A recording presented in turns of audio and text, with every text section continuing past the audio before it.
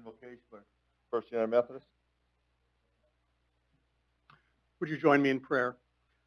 God of hope and new beginnings, we gather today remembering the dream that one day all people would live in harmony and peace with justice as our guide.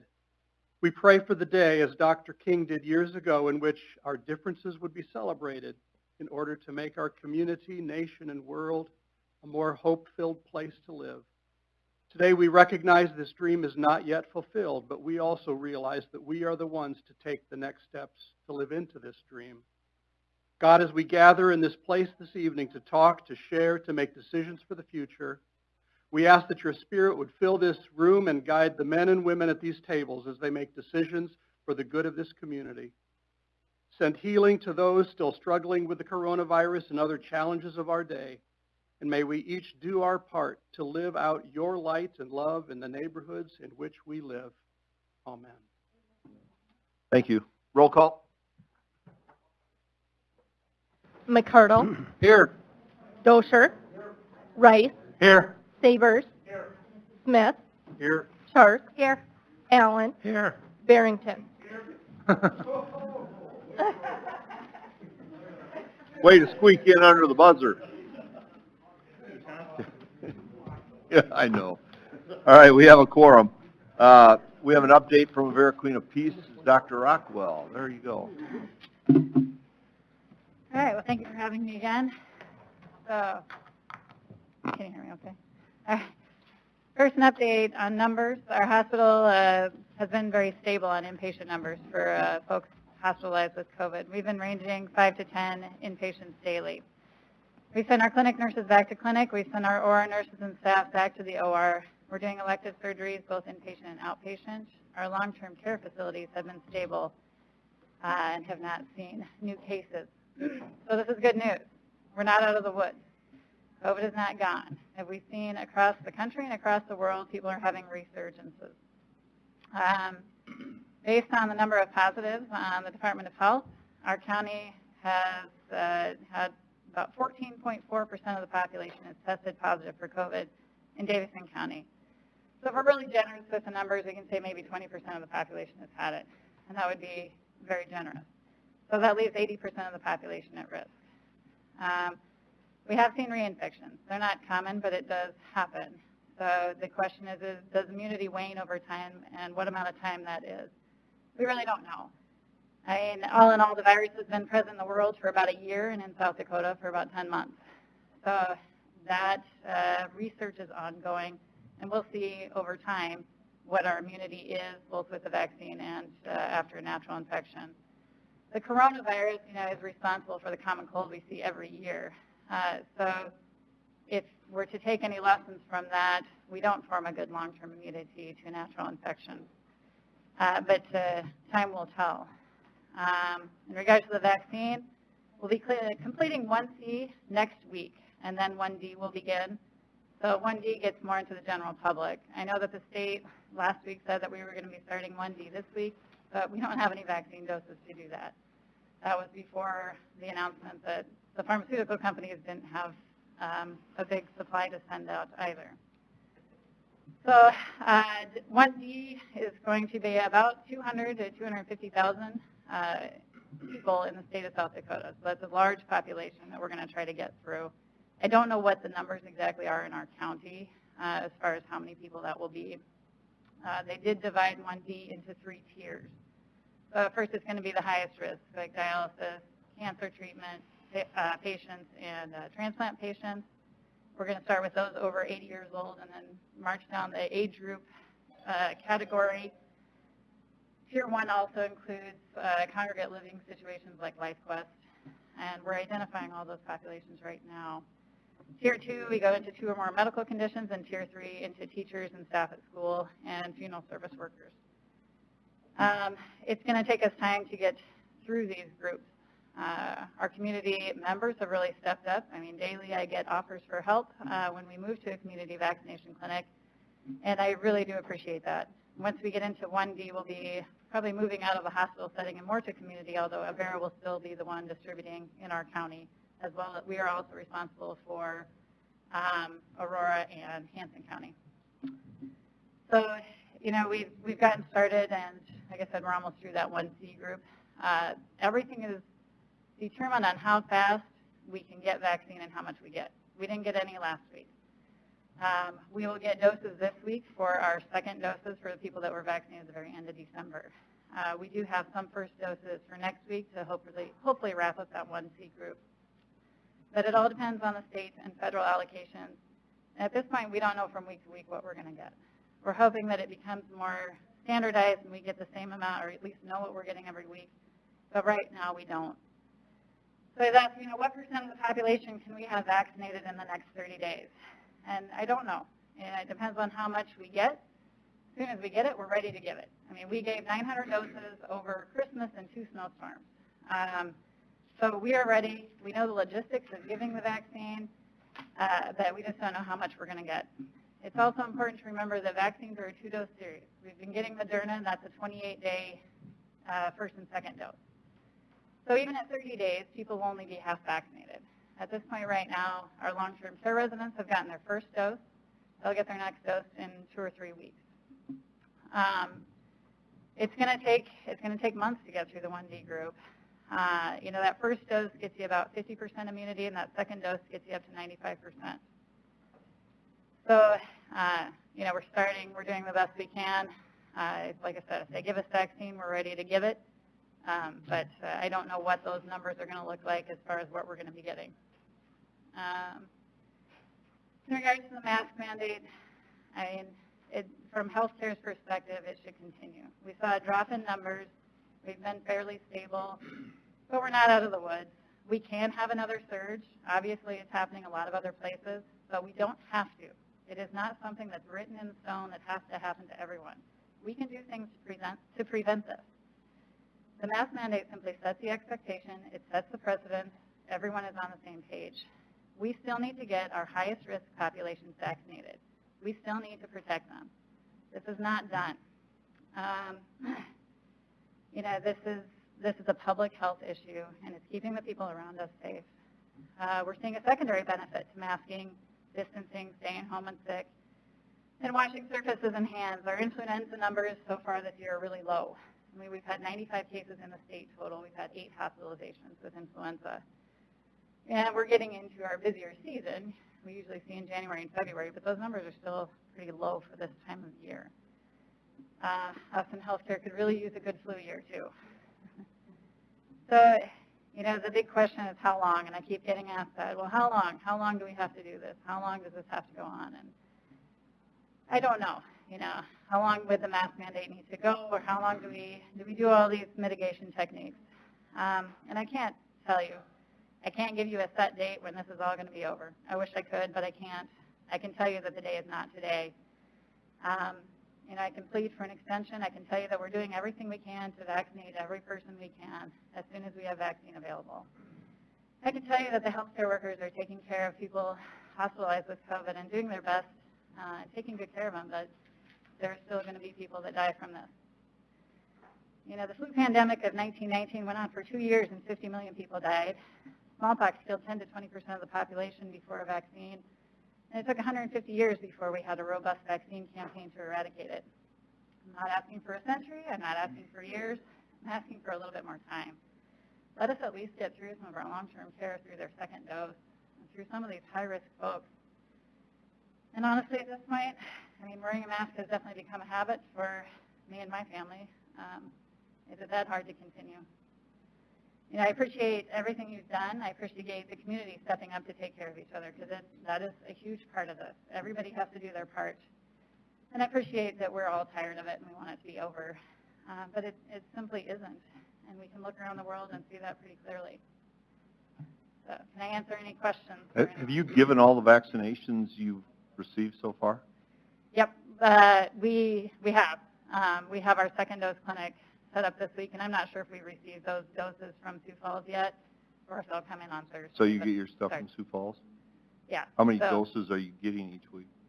Well, we got none last week. We got our second dose clinic vaccines we'll have this week, and that will be 800 doses, although it's a little tricky. We were given 800 doses initially, but we were able to get extra doses out of a lot of vials. We actually vaccinated over 900 with those 800 doses.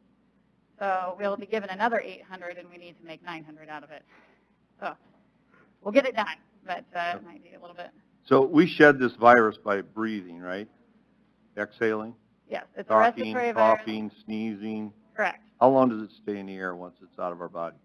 I don't know, and it depends on, how it's transmitted. So respiratory droplets themselves are fairly heavy, so they'll fall out of the air fairly quickly.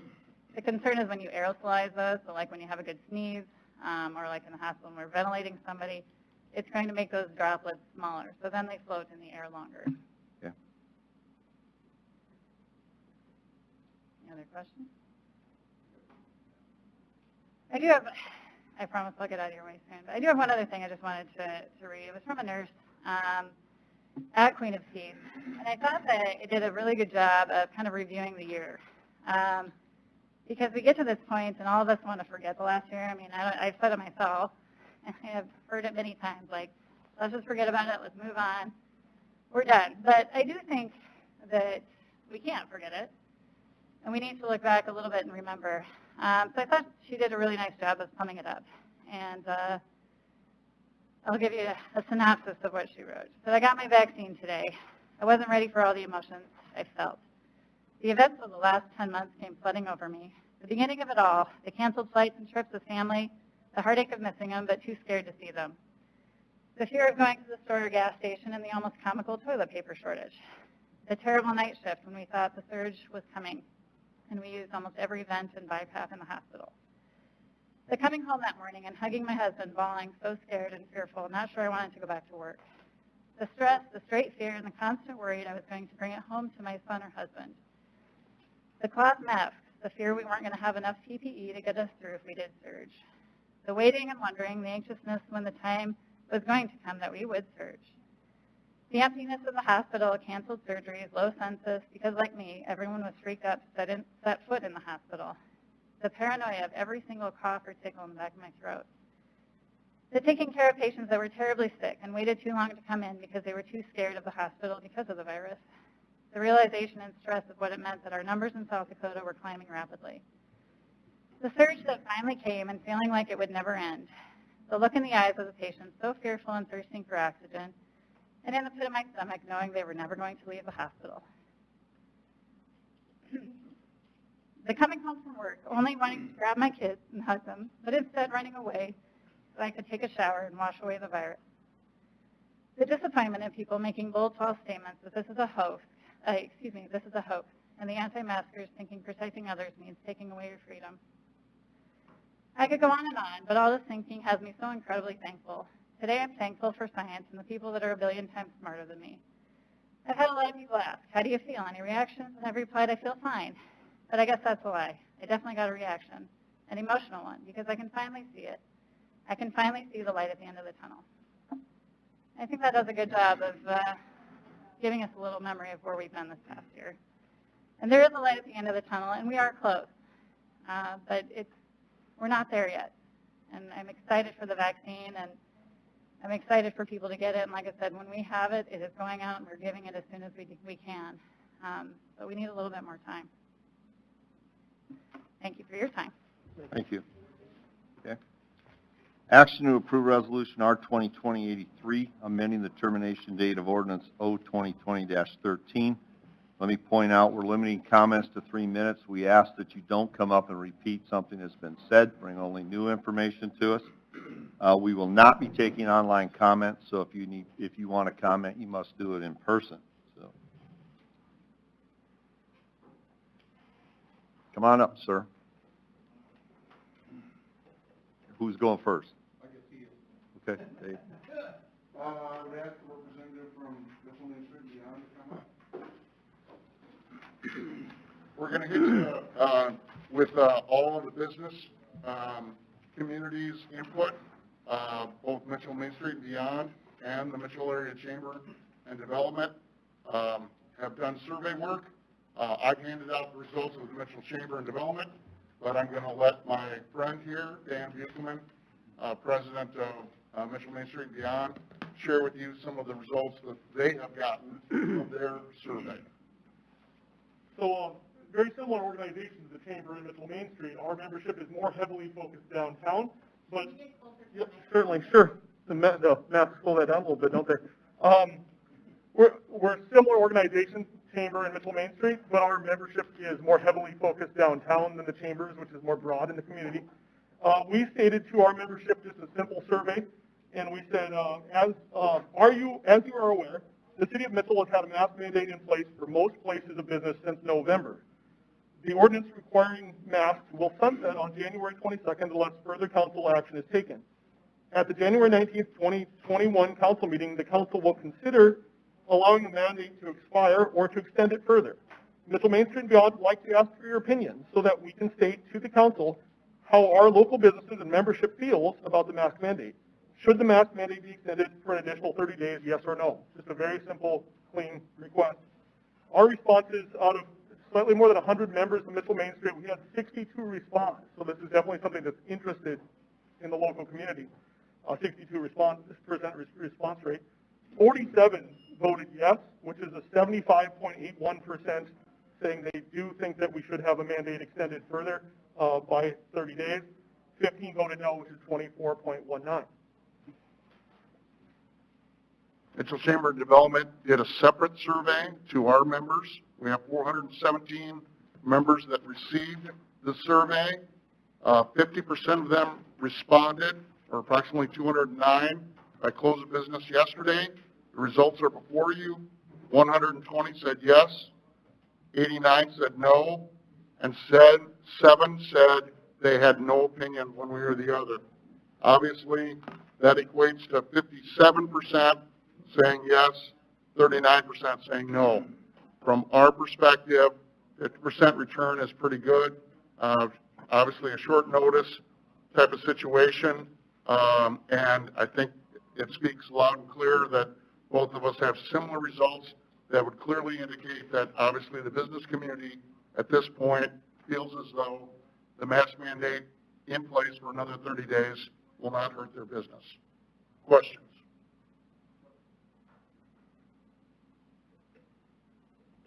If not, I'm done. Thank you. Dave, I'll ask you, if I can ask you a question. Oh, sure. Quickly. Last time that you spoke before the council, the chamber and I believe the development corp, or yourself representing, or the interim director, recommended the mask mandate. Are you just presenting this information tonight, or are you also, on behalf of those two organizations, ask that we continue the mandate? Well, we think that the survey speaks for itself, Jeff. Okay. And so it's the membership this time. Before, it was the joint exec boards of the chamber and the development that spoke on behalf of the membership. This one here is truly from the membership. Okay. Okay? Thank you. Thank you. Okay, Mr. Stadler, come on up.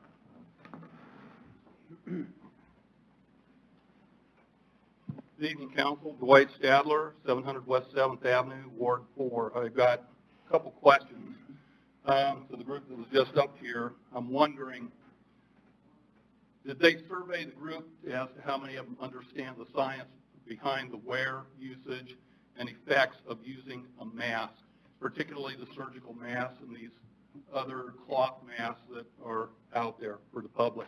My guess is no, and it's easy to say we need, out of fear, we need to continue a mandate based on generalities and what comes to you out of some aspects of the media. The second thing is, Mayor, I want to answer the question that you asked, Dr. Rockwell. How long does the pathogen remain in the air? I used to teach that stuff, as I said previously. It's anywhere from about 27 minutes to 3 hours for airborne pathogens to remain in the air. They're lighter, they hang in the air longer. Dr. Rockwell is correct about the larger particulates. The masks that you're wearing really do more effect on a sick person when they cough and sneeze, so that they don't project the larger particles, as Dr. Rockwell suggested, that falls to the ground, or if you're in close proximity, ergo social distancing, so that you don't get those droplets on you. Otherwise, the breathing, the coughing, and the sneezing, that means I didn't come with a prepared speech. Don't remember what all I said in the past. Bottom line is, for those of you with a predetermined or hell-bent predetermined desire to continue the mandate, you'll probably continue to do so, short of a bomb blowing up in your space to the contrary. So thank you for your time. Thank you. Any questions for Mr. Stadler? Okay. Others? Hi, Sonia Van Give him a Erdwijk. chance to restart. There you go. Go ahead. Okay. Sonia Van Erdwijk from Mitchell Township. I had something prepared, but I might just change it. I don't know. We know in mid-November, Mitchell hit their peak of COVID cases. It was right around when we had the mask mandate that was instituted. However, as a normal viral cycle goes, if you're familiar with that, you peak and you automatically go down, and that's exactly what happened at the time you passed the mask mandate. So to say that the mask mandate, or the mask did that, would be erroneous. Okay, you can't equate that. And in addition to that, cases had already peaked, like I said, and there was a significant number of deaths that actually occurred in the nursing home after that time, where the residents were isolated and the staff wore N95 masks and face shields. So we have a situation in the nursing home where we have people that are isolated. We have staff that are using these PPE. We have hospital staff that are using this PPE. But yet people still got sick. And what does that tell us? That tells us that this virus is going to get through no matter what. Unless you want to wear a hazmat suit, it's not going to get through then. Okay? If you wear the hazmat suit, it won't get through. So we can't stop this virus like any other virus. We have to go about our lives. My concern is that we've set a precedent in our community. We have said to our community that if you wear a mask, you really care about people. And that is a wrong precedent to set in our community, because then you cause division. I'm one of those supposed anti-maskers. No, I am pro-science, all the science. And why I say that is because we have to look at studies. We see the asymptomatic study, and I did mention this at the last meeting, but it needs to be brought up again. The asymptomatic spreaders study in Wuhan of over nearly 10 million people, no asymptomatic spreaders. So all of us here, none of us are sick, yet you think the mask is going to prevent you from giving something to somebody that you don't have. So we can't go by that. In addition, last time I talked to you about the German study, talking about 25,930 children that were surveyed with over 300 doctors and their parents of the side effects of the mask. So we're even totally ignoring that part of it. And there is psychological and physical problems with that. So we should really use all the science. And one thing I want to point out, even though this doesn't have to do with the mask mandate, but the vaccine itself. This vaccine does not prevent transmission and spread of the virus. It is not FDA approved. It's an emergency use authorization. So to say that you're going to build up immunity is false. You actually will only decrease your symptoms.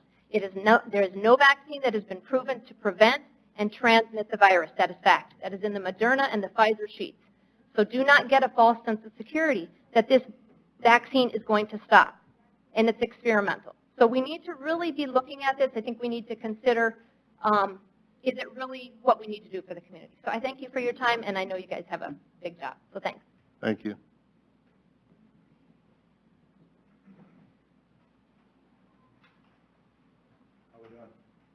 How you doing, Mr. Bender? Always. Same rules apply. All the same rules? Yeah. All right. Let's not blast anybody. We'll see. All right. Okay, so I met 3 older people recently. They all, 3 older couples, 6 people total. They all had the same plan. It was to isolate.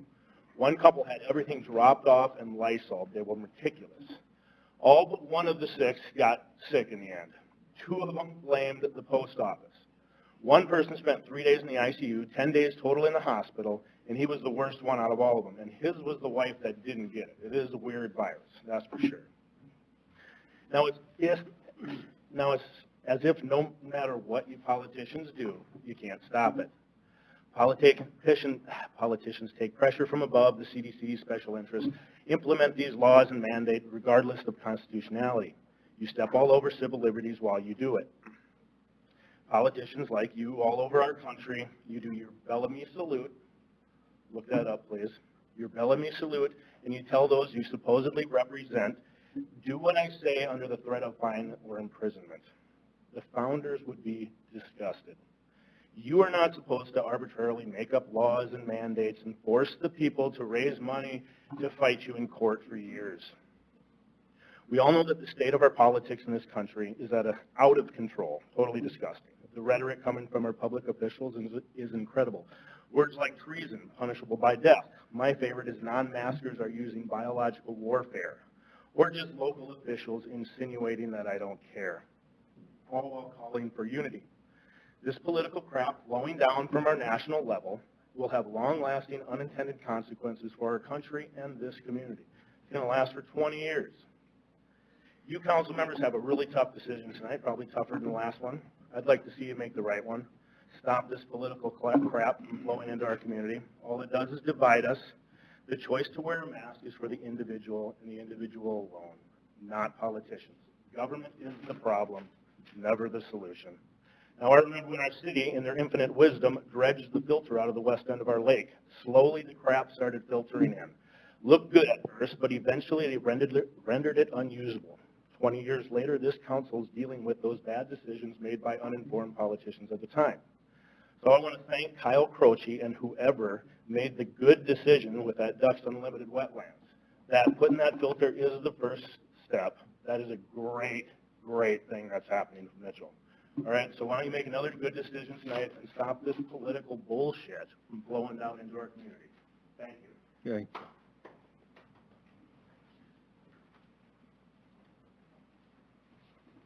I brought handouts.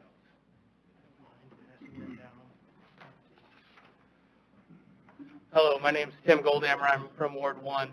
The handout that I provided tonight is two-sided.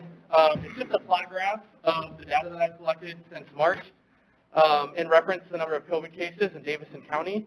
The top side of the page that I'm looking at with Davidson County versus the state of South Dakota.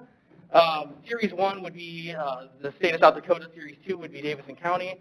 I only put the two on the front side on there as a point of reference to see where the virus was, where it had been, and where it's going. And then on the back side is kind of a closer look at what the last few months have brought to Davidson County. You'll see that after the mask mandate went into effect, the number of active cases or new cases in Davidson County went down substantially. With that 3 outlying days in the 50-some days since the mask mandate went into effect, we have not peaked past 20 cases, active new cases in Davidson County. Let me ask you a question. Yeah. Have you looked at cities such as Aberdeen that have no mask mandate? I've looked at every county across the state of South Dakota. Do you have a specific? I know she didn't include any of that stuff here. I was just curious. It's tough to correlate exactly. Brown County has seen a decrease as well. They have no mask mandate. But keep going. I'm sorry. Yeah. This is just the data. I just wanted to provide a graph to look at for Davidson County.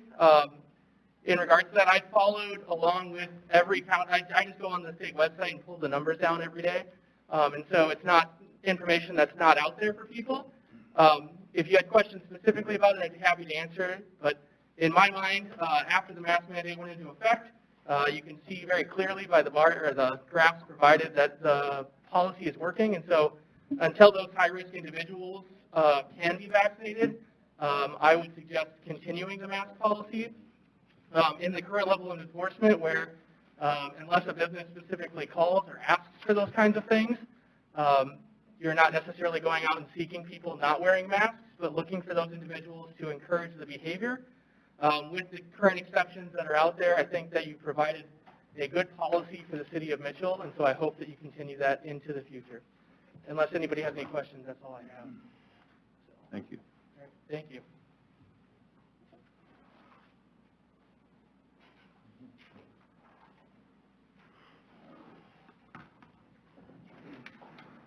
Hello, I'm Mark Strong, and I live in Ward 4, and I'll speak out against the mandate again. And the question I have for those who believe in masks is it falsifiable? If something is not falsifiable, it's not scientific. So what would it take to say, I no longer think masks work? And I think that should be a fair question. Now, I think the evidence is there. I think the state of California alone is enough to say masks don't work. And I'd plead with you to consider that, where after the upper Midwest, after we had our spike in cases, North Dakota, South Dakota, Iowa, the Southwest of the United States is just finishing theirs. California has over 95% mask compliance, and they had a spike every bit as bad as ours, if not worse. And all around the nation, that's the case. If you did a Google search for despite doing everything right, you'll find lots of examples of people who did everything right and cases still were out of control during their spike. So that leads to the question then, why would otherwise good people, even doctors, propose something that I think is clearly falsifiable? And I think it's more of a presuppositional issue, the idea that we have to do something. But is the something we're doing helpful? And I'd liken it to, say, oil change. Let's say you ban oil changes in cars because of some emergency. Could you do it for a month? Well, maybe 2 months. Well, each month by month that you go on, you would start to see more of a breakdown. And I think that's where we're at now. I'm sure all of you have heard the, I can't wait till we get back to normal. Well, what is that? That is, that's a plea for the return to what we believe is the normal life, because we need human interaction. Mask mandates are saying everybody is dangerous and should be treated as dangerous to me. And you can't go on forever with that. And if it doesn't, it can't go on forever, it won't. And so by telling us we have to treat everybody as a dangerous carrier of disease, we better make sure that what we're doing is actually effective. So consider Czechoslovakia. They were hailed by masking advocates as being the case study of how to do it right. Their cases have increased thousands of percent. England, mask mandate, they're going back on lockdowns. And so it's hard to say we really can't do anything, but we really can't. All we can do is make it worse. All we can do is we have to deal with COVID, which is real and people have suffered, but we then can only make it worse by the decisions we make. Thank you. Anybody else? Okay. No? Okay. Mayor, Yes. I would like to make a motion, please. Okay. I'd like to make the motion to extend the mandate for 30 days from the time it's due to expire. Okay, we have a motion to extend it for 30 days from it expires the 27th.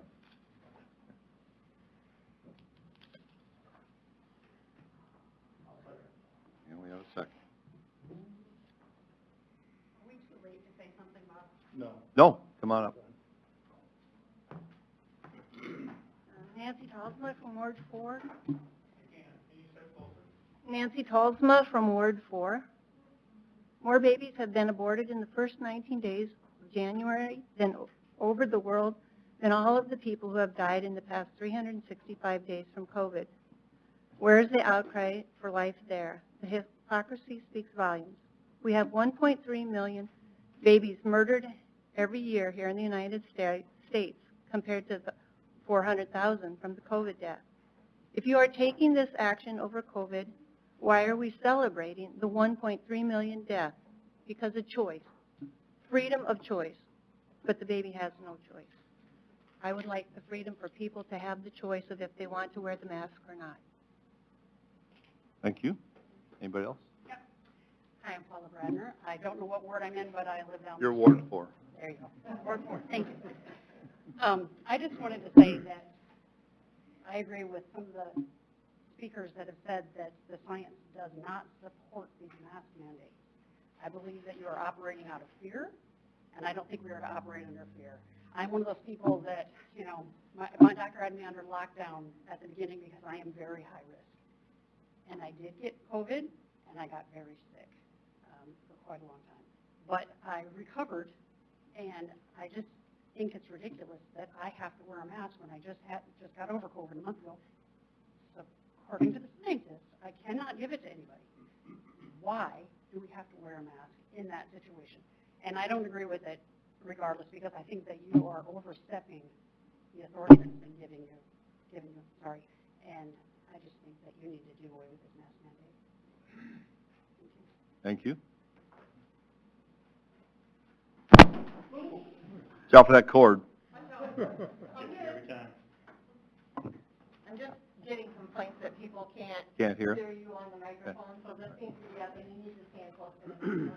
And I'll try Okay. not to fall. Anybody else wish to talk? I just have one question. Come on up. Melissa Sigmund, Ward 3.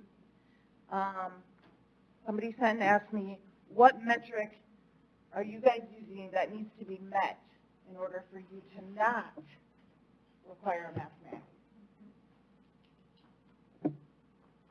Like what is the final thing that says? Good question. I don't know what that is. I don't know if Exactly. So this can continue and continue and continue. So that, exactly. And that's what's happening. We're masking healthy people. Just want to ask that. Okay, thank you. Okay, we have a motion to extend 30 days in a second. Anybody else wish to speak to this? Anybody on council wish to speak to this? Yeah, I wish to speak to this, and I'll take this off so maybe it's a little easier to hear.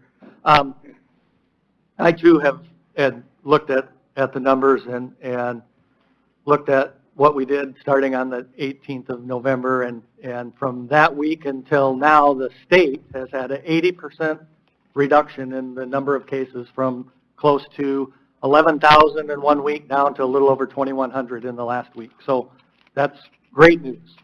The question that I have, and based on statements that I've heard, is that we put a mandate in place, and the numbers went down. And I asked the people, so are you saying we have a cause and effect relationship? And they said, yes, we put a mandate in place, and the numbers went down. I said, well, if it's a true cause and effect relationship, then if there isn't a mandate in place, then the numbers shouldn't go down. And they kind of looked at me and, well, they didn't know how to answer that. So I've been following the national and world numbers since March, and I do it every week. Now I started following the state numbers after the mandate was put in place, and I'm talking with Jeff a little bit, and we were looking to see if a Thanksgiving bump and a Christmas bump was available because of the warnings that people get together, and that's an indication that we might have cases spike after that. So I started following the state website guidelines and looking at it, and I was interested in our trade area, and 14 counties in our trade area based on what we're doing. And right before the new year, I talked with Jeff, and I sent him a couple graphs, and I said, look at these two graphs. One is Beadle and Davison County, and the other one is the other 12 counties, Aurora, Bonham, Brule, Buffalo, Charles Mix, Douglas, Hutchinson, Gerald, Lyman, McCook, Minor, and Sanborn. And on the state website, you can aggregate all of those together at once, and so that you can look at them. And the slope of both graphs looked exactly the same. And this was on the 28th of December. And so he goes, yeah, they kind of do. And I said, well, it's too early to look for a Christmas influence, but so maybe I'll start looking for an influence after the new year. So after the 10th of January, if you look at COVID, 4 to 10 days and 2 days at least for testing, you're at least maybe 12 days to look at it. The state data is a rolling 7-day average, so it automatically goes back 6 days anyway. So I looked at that and looked at I picked Thanksgiving because we put our mandate in on the 18th, would have been the day the mayor's first one did, and went, well, how many days should I go? Because obviously on the 19th, masks couldn't have had any influence at all because it takes 4 to 10 days and 2 days to test to know whether it did anything. So I got down and I knew this was coming up, and so I looked at, well, I can calculate the rate of decrease for Davison and Beadle County with a mandate, and I can calculate the rate of decrease for the other 12 counties that don't have a mandate. And I looked at that for the time frame up to the 28th of December, and then I looked at it, which was a 33-day time frame, and then I looked at it from Thanksgiving until yesterday, which was through the 16th, which is a 52-day time frame. And from a statistical standpoint, whether there was a mandate in place or not, they all went down the same rate. Davison and Beadle County together reduced 2.5 cases per person per day, normalized to 100,000 people.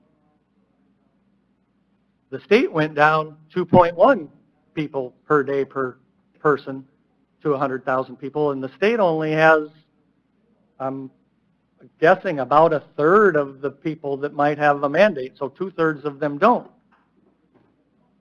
So my issue isn't with masks and whether you believe them and those items. My issue is with whether a mandate is correct or not. Obviously, the 52,000 people in 12 counties surrounding us, and I don't believe any of them have mandates in place. I tried to check quick today. Couldn't find any, but I know Beadle and Davison County do, and the state only reports by county, and I know it's just Huron and Mitchell, so there's some factors in there that can't play into that. But I have no problem with the city continuing masking, but I have a problem based on that comparison that a mandate is the correct thing to do. I'll continue to wear my mask anywhere anybody requires it, and I think the city should still require it for public buildings, but I have a hard time understanding why the numbers look that way on a mandate versus non-mandate. So my vote will be to not extend the mandate. Yes. May I respond to that? Sure.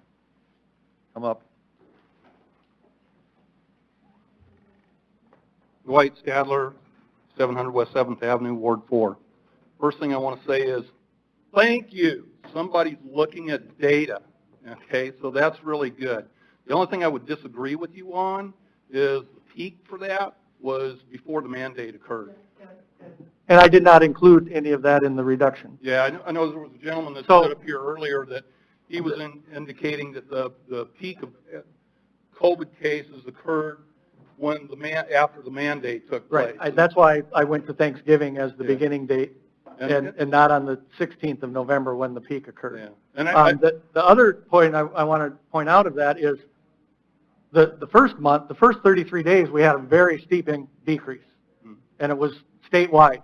Yeah. Since then, all the counties have leveled off, and it is not is going down as much. And in fact, in some 2-week scenarios, there have been some counties that have had slight increases. Yeah.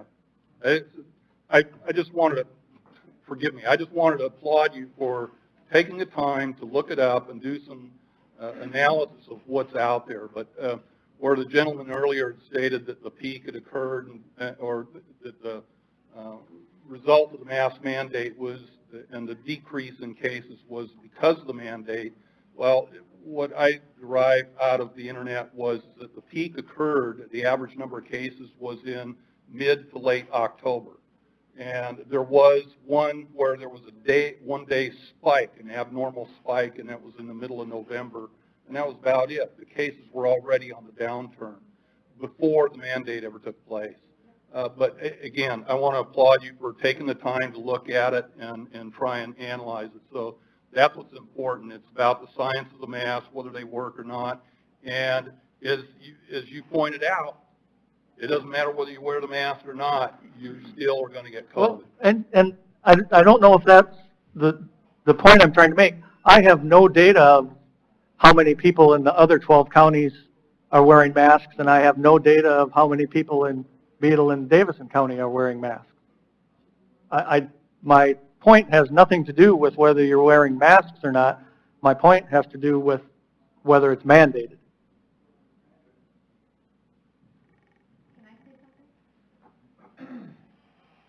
Sure. I want to thank you for that too, but to piggyback on that is we need to be considering, is there really a health emergency that warrants a mask mandate? Because if we have 2 patients in the hospital as of today when I looked online, 1 in the ICU and 1 on the floor with COVID, does that really warrant emergency or continuing a mask mandate? I don't think so.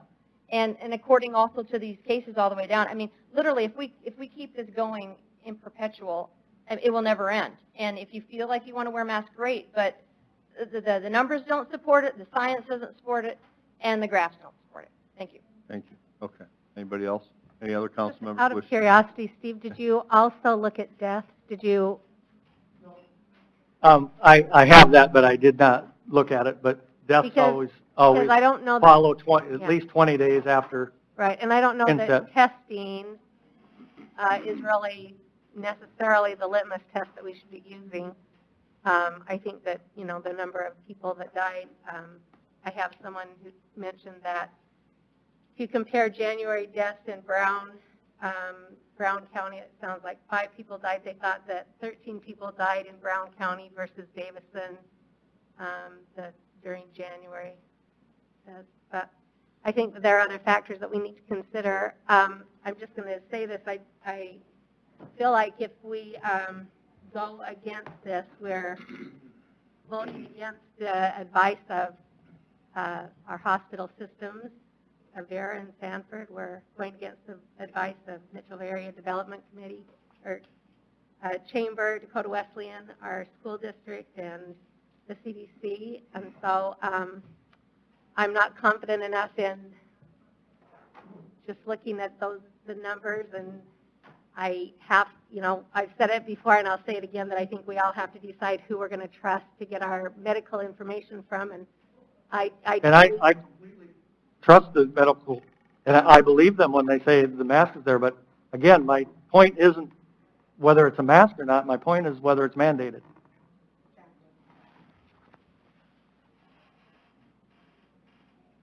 Okay. You got more? More? No, I'm fine. Okay. Council, anybody else want to speak? Okay, roll call vote.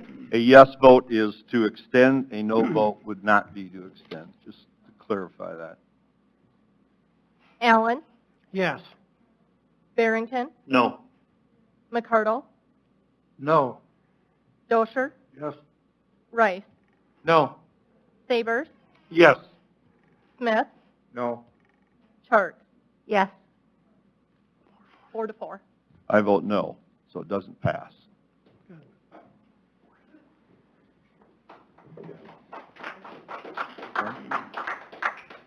Administer the oath of office to city department heads. Mr. Coster, if you'll come up first, please. Can we just give a few minutes, too, for their Sure. family to get in? Sure.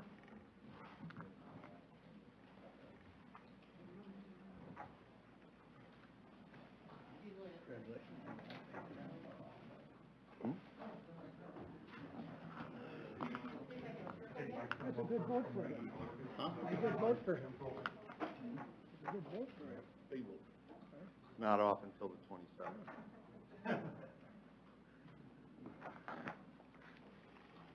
Okay.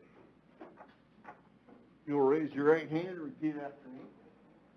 I state your name. I, Michael Coster, having been appointed to the office of Chief of Police, within and for the city of Mitchell, Davidson County, South Dakota, do solemnly swear that I will support the Constitution of the United States, the Constitution of the State of South Dakota, and the ordinance of the said city of Mitchell,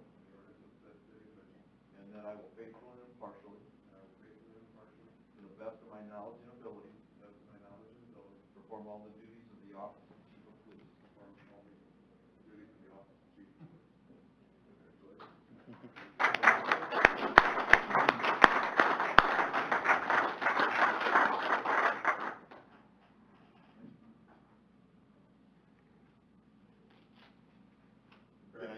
this one, or do we need to keep this one? We keep this one.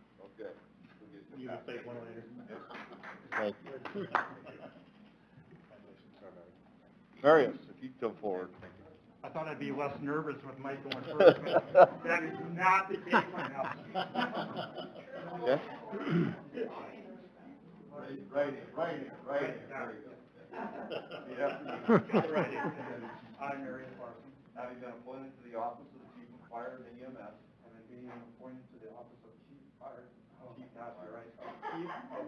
and EMS Within and for the city of Mitchell. within and for the city of Mitchell, Davidson County, South Dakota. Davidson County, South Dakota, Do solemnly swear. do solemnly swear That I will support the Constitution of the United States. that I swear that I will support the Constitution of the United States, The Constitution of the State of South Dakota. the Constitution of the state of South Dakota, And the ordinance of the said city of Mitchell.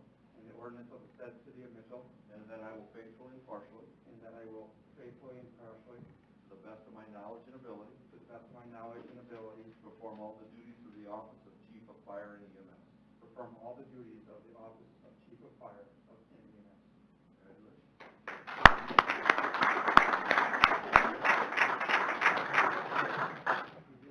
Should have got those bifolds. All right. Thank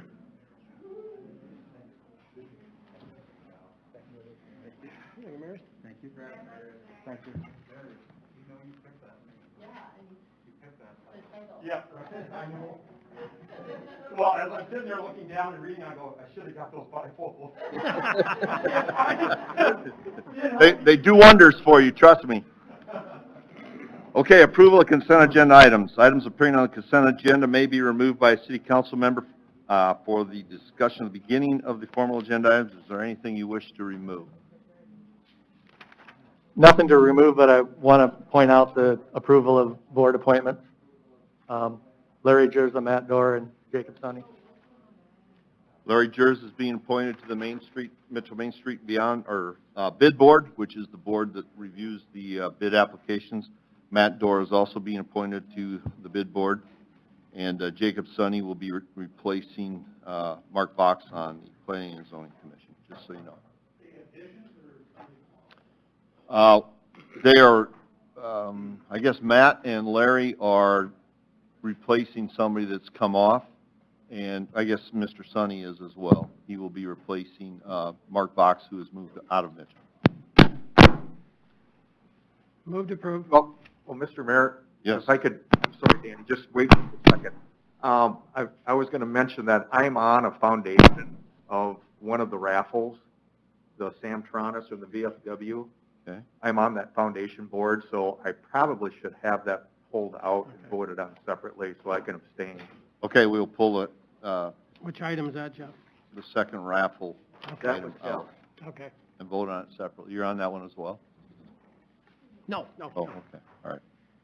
I just wondered if Stephanie wanted to give a little year-end announcement of finances?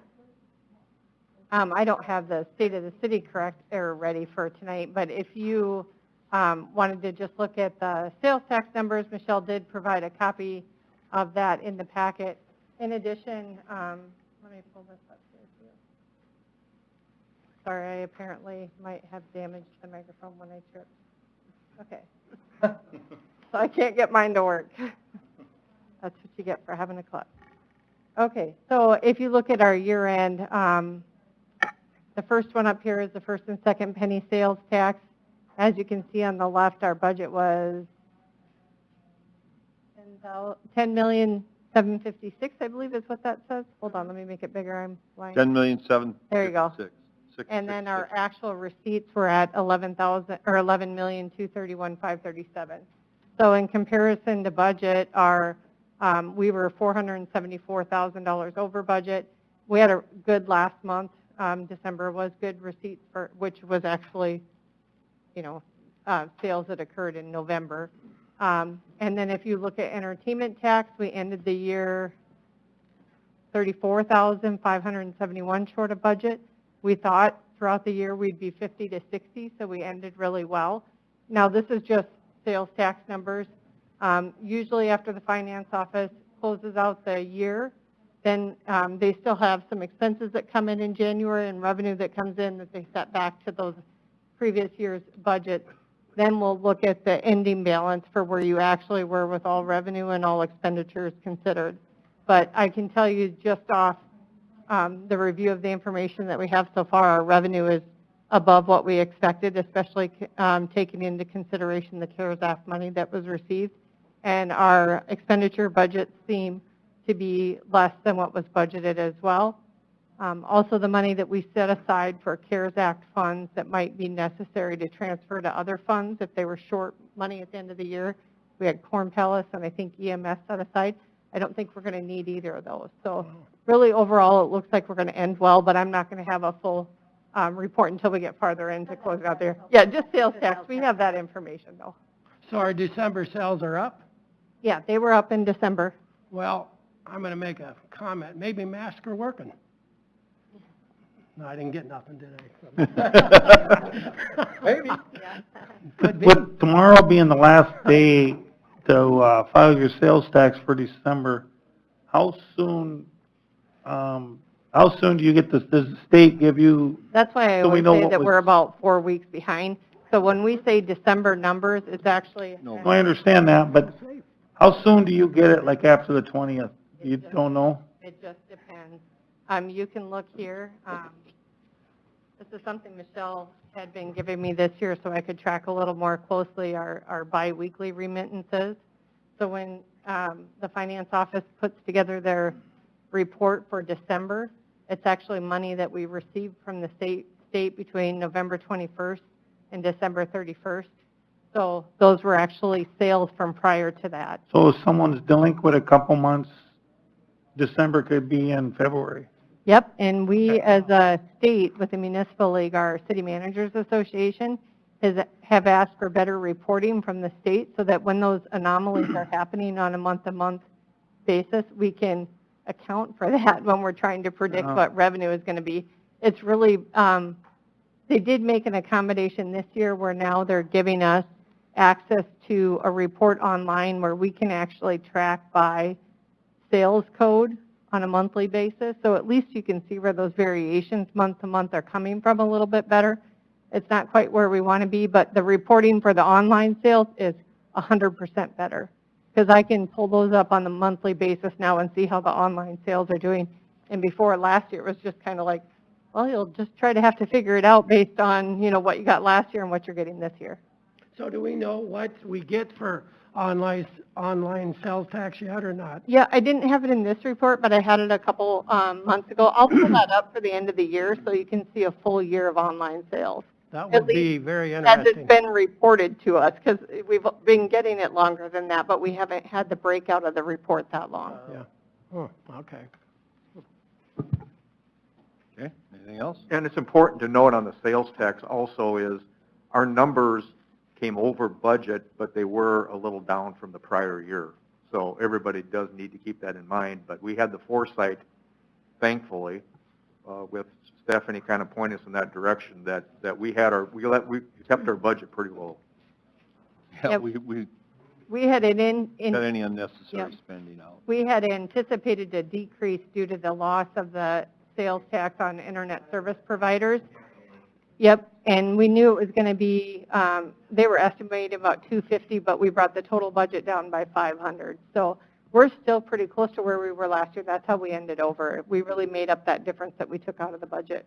The department heads did a really good job of looking over their budgets as we got into the COVID situation, and my screen just went away. And did what they could to help, you know, penny pinch, if you will, to get us to where we are today. So kudos to them.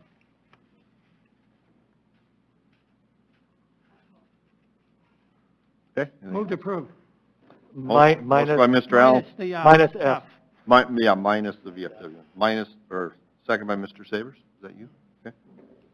Second by Mr. Sabers. Roll call, please. Smith, Aye. Chart. Aye. Allen, Aye. Barrington, Aye. McCardle, He left. Dosher, Rice, Aye. Sabers. Motion carries.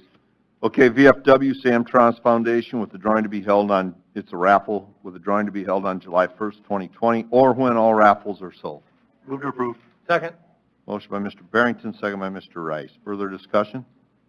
Roll call, please. Savers. Rice. Aye. Dosher. Barrington. Aye. Allen. Aye. Chark. Smith. Abstain. Okay, motion passes. Citizens Oh, input. no, move to approve Friends of NRA. Since that, we pulled Do it. F out completely. Oh, I thought you were just pulling the one item out. He just,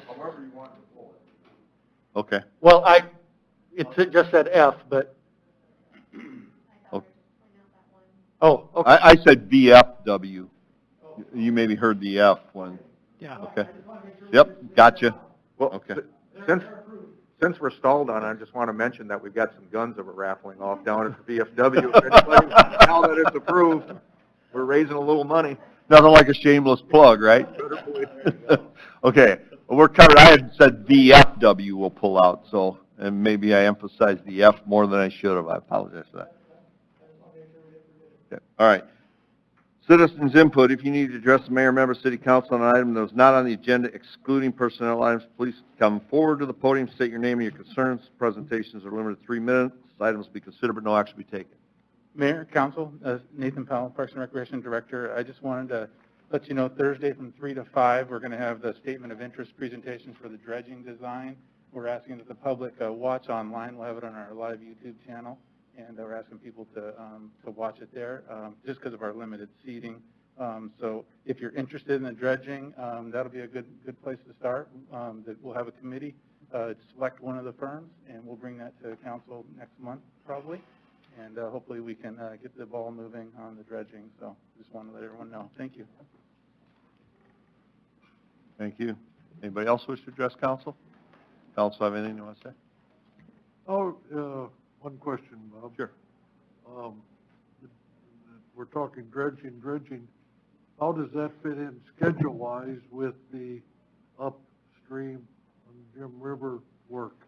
We've always talked about how important that is, and more important, to have the source clean than the water. The source, we are doing the design on the wetland now, or Mr. Croce, come up here in case I mess this up, but we're doing the design now. We hope to do the construction in the summer.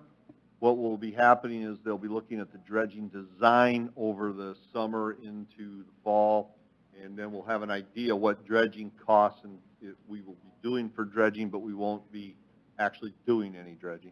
Right. Okay? That's correct. We have council approved the contract with Ducks Unlimited, so they're doing the design now. We think that they should be completed with design within a few months, so that gives us springtime, and then we would get some quotes and go out for bid for actual construction. And that would be starting on some of the earthen dams or levees and control gates to regulate the flood waters coming in or the Fire Seal Creek coming in. Understand. I just don't want the cart to get in front of the horse. Right. Deal. Yeah. Right. And John, when we met kind of about the dredging and we looked at the timeline, the design and other stuff in 2021 and into 2022, and we hope based on costs and other stuff that it might start in 2023 or after that, and we should have at least a year's worth of information on the wetlands by then, and maybe more than that. But We're also going to look at coordination efforts. So if we're already mobilizing equipment, we can do kind of two projects at the same time and save some money. That would be fantastic. But we'll be looking at that as well, I think, as we go. We do have the chance for the National Guard to start looking at doing some of the work, or helping us with some of the work, if they can work it into their schedule as well. And we're continuing to have our meetings with the watershed to keep working further up the watershed. And in addition to that, Ducks Unlimited is a partner with us on the NACA grant that we received, the $1 million, and they have already started coordinating efforts on that aspect too. So there's more work in the watershed being done there. We actually submitted for our RCPP grant. Neil Putnam actually put that grant together, and that was for another $1.5 million in the watershed area too. And so we would look to hopefully February, March timeframe to see if we get that. What does an RCPP? It's a Conservation Partnership Program. That's the Reserve Conservation Partnership Program, so it's a partnership program between the city and the federal government and NRCS. Okay, very good, thank you. So we actually have, we're hoping we have a lot of stuff going in the watershed ahead of anything with dredging. Yeah. Thinking back, Bob, when we bought the Kelly property, we had indicated at that point that we have taken care of about a third of what we need in the watershed as far as the settling ponds and the holding ponds and so forth. Is that still what you're kind of seeing right now? I guess we'll know that a little better as we get into this design. But yes, we feel we're in that neighborhood, right, Mr. Croce? Yes, sir. And so the idea would be to sort of have a project for everyone else to look at upstream. So this would be a picture project for developers and producers upstream that they could mimic. So yeah, we look at this area probably being about a third of what was previously recommended to us for watershed cleanup. Things are moving quite well and fairly fast. So I'm hoping by the end of next summer you'll see some pretty good progress on the watershed. And as we get, I think as we get our wetland developed, a lot more people will come on board and start being more amenable to doing things further up the watershed as well. And John, Steve and I are on that committee. We got asked as council people for the dredging, and that was obviously brought out was the timing of it, as Steve said. And very good question, because if you know, there's a lot of people in the community that want to make for sure that that is the timeline also and the chronological events of working upstream and then, but we want to be organized and ready to go when that time takes place, 2 or 3 years down the road. And it does sound like there could be some additional growers upstream, or ranchers upstream, that are willing to look at what we're doing on the county property for renters. Yes. That is our hope. We will get a lot more interest once they start seeing us doing some work. So we've had good interest so far. So. Okay, anything else? Anybody else wish to address council?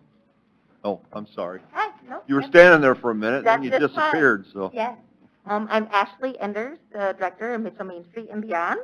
And I just wanted to kind of touch base what we've been up to the last couple of months and what we're looking forward to for 2021. We started November and through mid-December on our newest, first time ever 25 days of live Christmas giveaways. And with that, there was our members that were interested in participating. I met and featured each of their business or organization. And during that event, our Facebook page had lots of interactions. We kicked off the event with 3,195 engagements and 27,318 reaches. So that was huge. That was a great success. It not only brought awareness to those members, but also their business and organization. So everyone seemed to really enjoy that. We had another event for the Parade of Lights. We had 27 floats, multiple spectators downtown on Main Street, and about 100 online live Facebook viewers that were able to watch from home. Our Christmas Shopping for Kids event was reinvented from the traditional years, but overall a success given the COVID pandemic. All of those participants and the children that were able to participate were glad that we were still able to pull it off. Wingapalooza, also different. We reinvented that. That goes through to January 30th. And looking forward now to 2021, we're hoping to meet with our development committee next week to move forward on maybe some downtown ideas and enhancement opportunities. In March, we'll have our Winter Crazy Days, and in April, our Ladies' Day Out event. So those are kind of well known for our organization. And we're starting to work on our First Fridays planning. So that's kind of what we have going. Have any questions for me? I just want to say, Ashley, you've been on, how long have you been on board at Mitchell Main Street? Mid-October. Yeah, I just want to congratulate you. You've done some great things. You've been very innovative since we're in the middle of a pandemic. This is a tough job that you took on, and you've done some really great things and used your creativity to address that. Thank you very much. I appreciate it. Thank all of your time for your time. Thank you. Yep. Anybody else?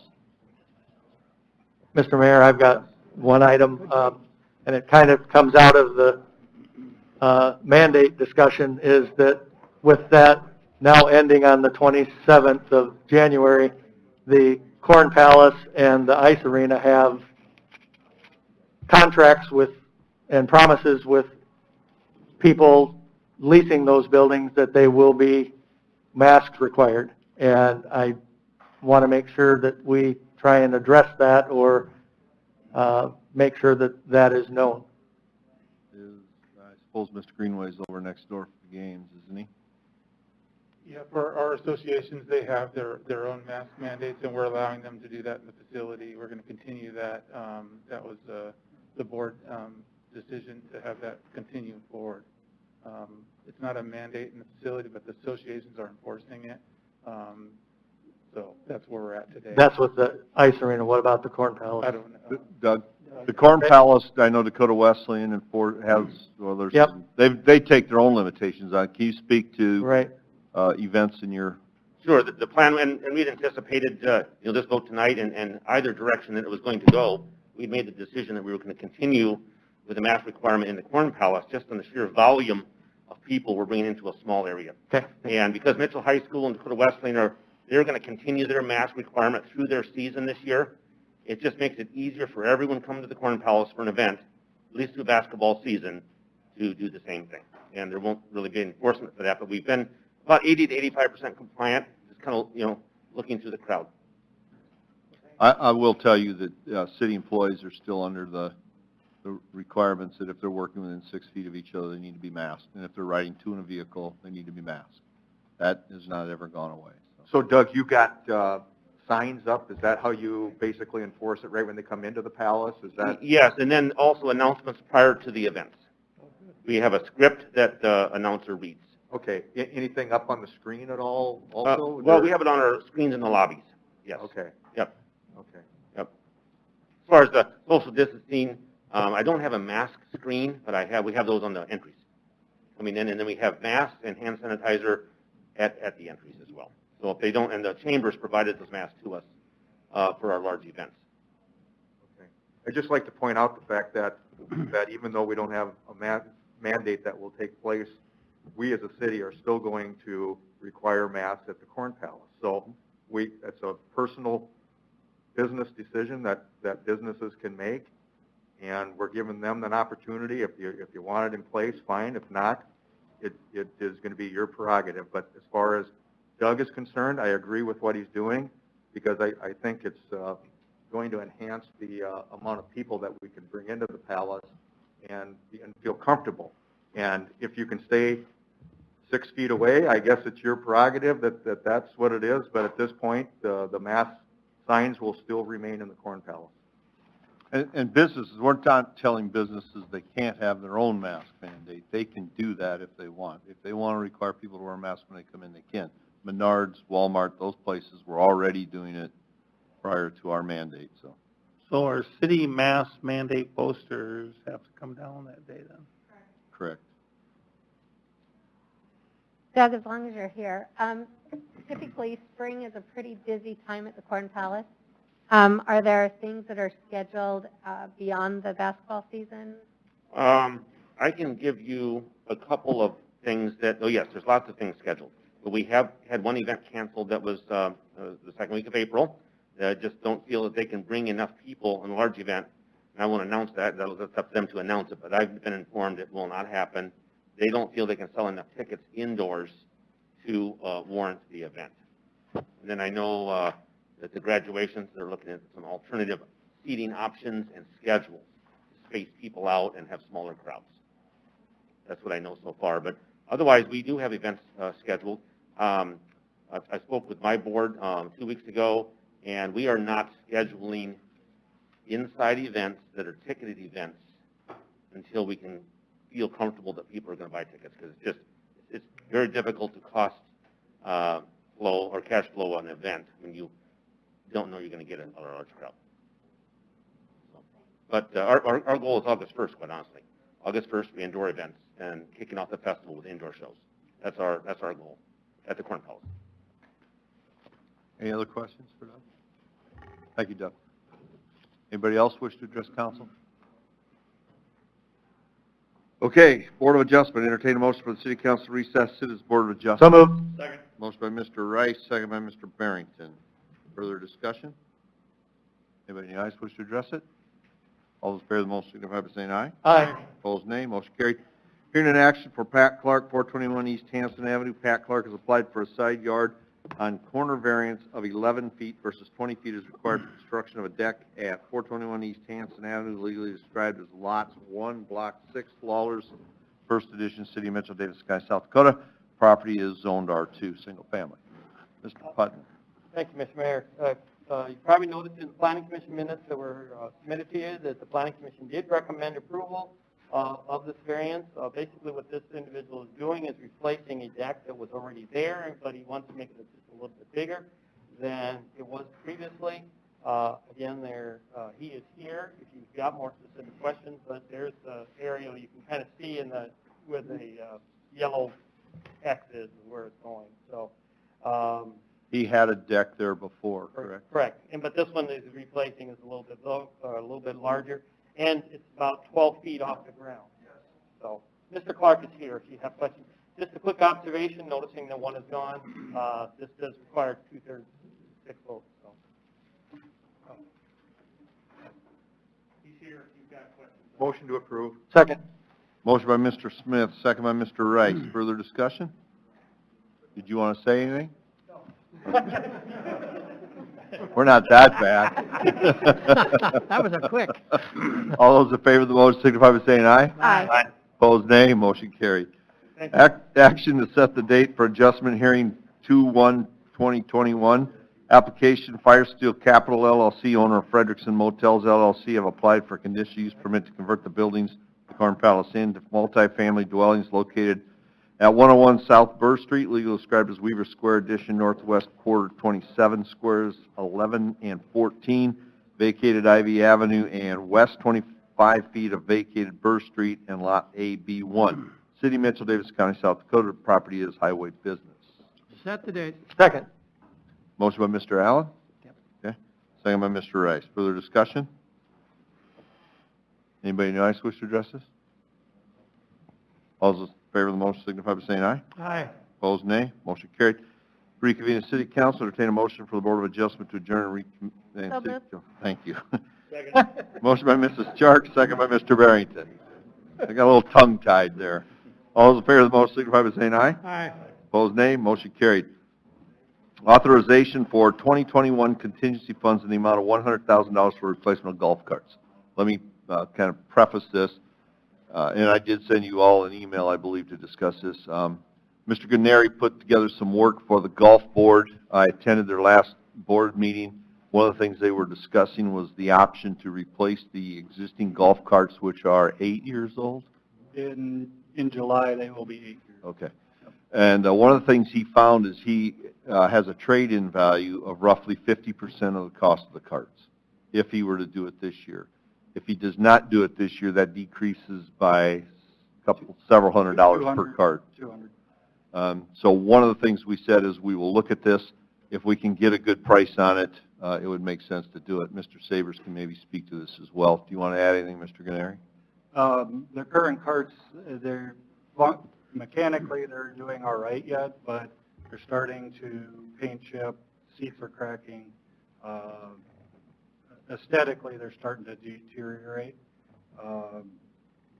So it comes down to image, what we want the public to see. So, and if we don't, so the $200, that amounts to about $9,600 if we do it this year to next year. So there is some maintenance that's required, roughly $5,000 about worth of work. $5,000, seats, batteries, tires, cables. So. And this would ultimately be paid back via the golf fund. And we're talking 50 carts? 48. 48. Yep. So the total price of the carts, approximately about $220,000. And if the bids do not come in favorably, they can be rejected. Yep. Mr. Gennari, I remember when we did this, I think 9 years ago or 8. Yep. We replaced July these of 13. carts. And we took some of the best carts that you could find out of the 48, and you traded them, or you you did some kind of a trade with the sports complex at Cadwell there. Mhm. For Surf Art Park and Rec. Yep. For their worst carts, and you got rid of them, so they updated some of their, maybe they don't use golf carts out there anymore. I don't know. I can answer that. We still do, and we have money in the budget this year to replace up to 4 carts, so that would be a start. Good. Yeah. Good. Then that money could go towards the golf course as well. Sure. I remember right, though, that was 8,700, or here you're getting 2,500. Did them have boxes on, do you know, your new ones? For the park? Yeah, that one would have boxes, so I don't know if you could retrofit those or not, but I'd have to look into that. Well, we got 2 golf guys on the city council, so I'd be interested in their comments. My handicap keeps going up. I did check with the golf people, and they says, do not, trade off your new ones until you have the new ones on property. They're having trouble getting parts, and parts getting made, getting shipped in, so new carts, I mean, if they say they're gonna be April run, it could be July or August, because as long as you got the other ones, it's just paperwork, you're gonna get them. Yamaha's July right now. They've actually sold out of their 2021 carts. They're into the 2022 carts right now. Yeah. Club car is a little bit better than that, but you're still looking into May. So Golf has become a popular sport again. I could also add, we replaced them in 2006 and then 2013, so there was about an 8-year in between the last time that we replaced them, so we're right on schedule for replacement. Anything else for Mr. Gennari? Any other comments? Move to approve. Second. Motion by Mr. Allen, second by Mr. Barrington. Yep. Question for Stephanie, and since we're pulling it out of contingency, what did we budget contingency total? Do you know? Eight. Right about 800,000. 800, I okay. don't I was have gonna say that. 808 or 806, I think. Okay. That's good. And what are we thinking that the course can reimburse in approximately 2 to 3 years? Yes, roughly 3 years is what we're figuring. And it might be quicker. They actually have a pretty good payback. The way it was, it'll be quicker. Okay. Didn't mean to speak for you. No. I listened at the board meeting. And which type of cart are you thinking you want to lean toward? we have Yamahas currently. They're a good cart. Club car is a good cart. I would bid out all 3, but probably Easy Go also, but With the cost, he'll have to go, It has to go out to public bid because of the cost of the purchase. Yeah. I will say one thing, when I was out there, we got Easy Goes in, and, to make a long story short, 2 years later, we bought new carts again and got Yamahas in. yeah, I remember that time. I do have the contingency amount is $836,910. I was off by 300,000, I'm sorry.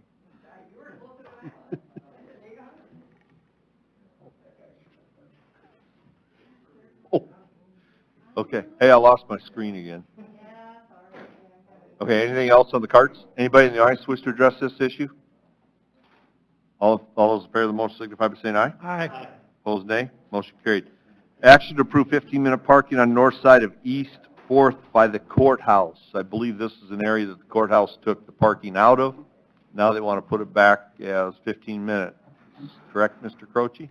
Yes, sir, that's correct. Kyle Croce, Public Works Director, so we got a request from Davidson County Treasurer to change that parking space back to the 15-minute, Monday through Friday, 7 a.m. to 5 p.m.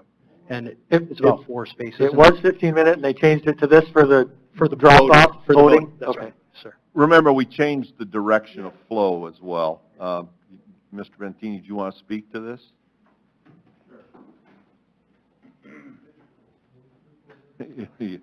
Yeah, I know. Dave Bentima, Davis County Treasurer. Yeah, so this change came about, obviously, with the direction change. It had been 15-minute parking when it was the one-way. you know, and I've discussed it with a lot of department heads in the courthouse. Not really sure where the no parking came from. I mean, I obviously. think you had a ballot box or something out there. We did. And so the ballot drop-off box is there. And I discussed it with Davis County Auditor, Susan Kepke. And we kind of drew a consensus that, you know, with the limited number of parking spaces already down there, you know, we took away probably 3 or 4 parking spots right in front of the courthouse. And so the concern is you know, the general public has limited spaces to park. Now that ballot box in 2 years is obviously going to go back out on the street. But, you know, we obviously want to address this issue now. And at that time, discussing with the Davis County Auditor, we may ask you to do temporary no parking in front of that ballot box in 2 years or when the elections come. We'll cross that road when we get there. We don't know if it's going to be an issue at that time or not. But we'd rather have the 15-minute parking than not have any signs out there. And, Motion to approve. Motion by Mr. Savers, second by Mrs. Church.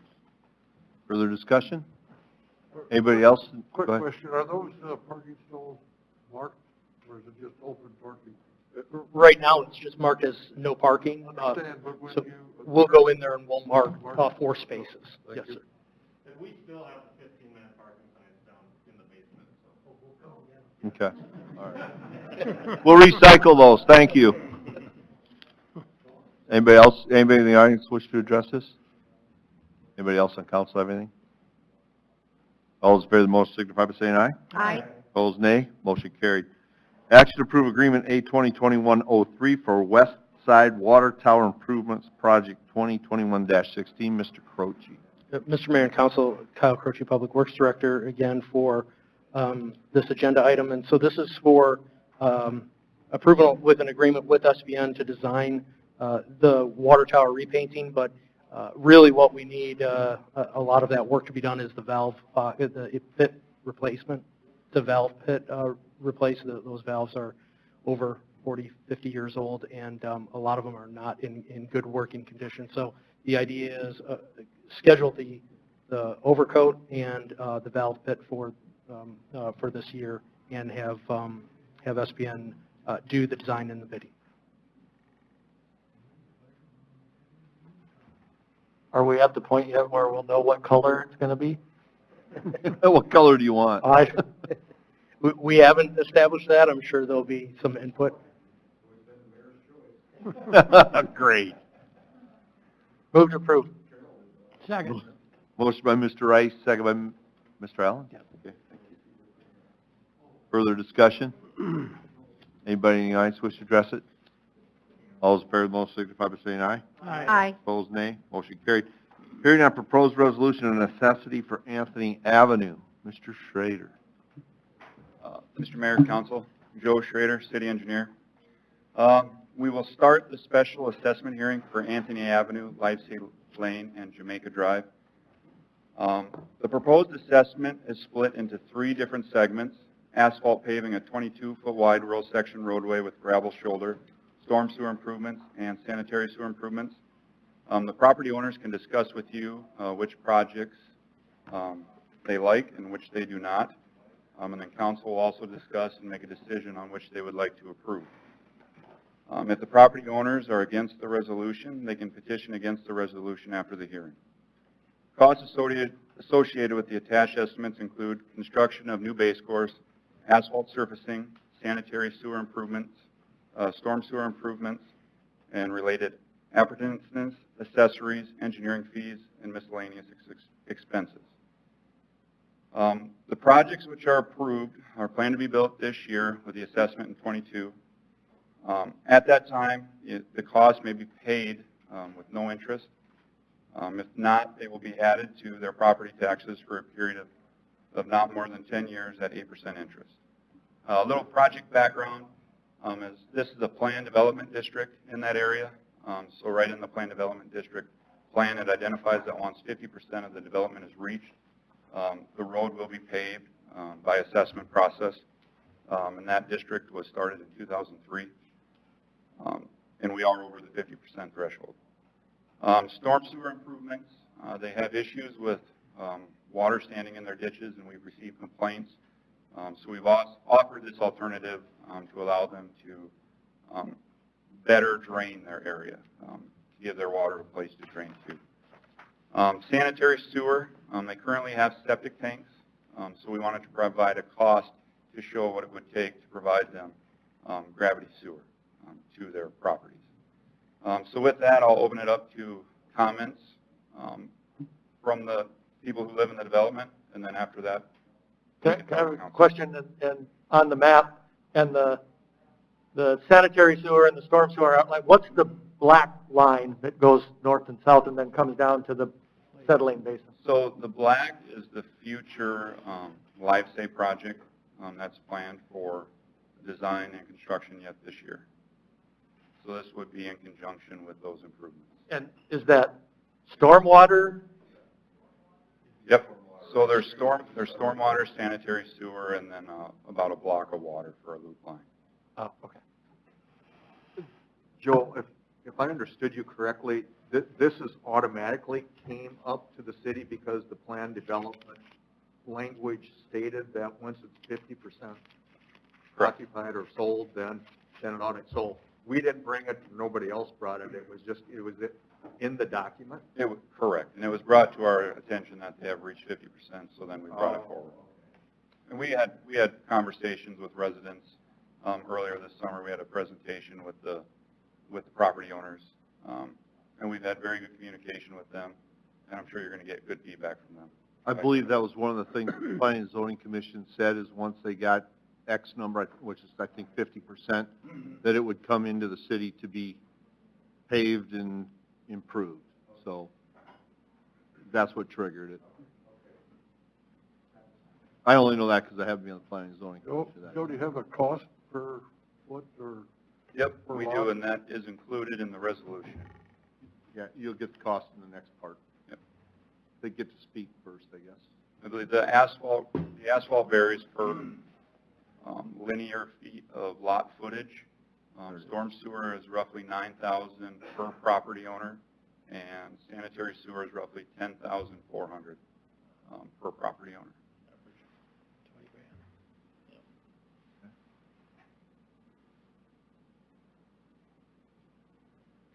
So with that, we'll open up to any comments to the residents.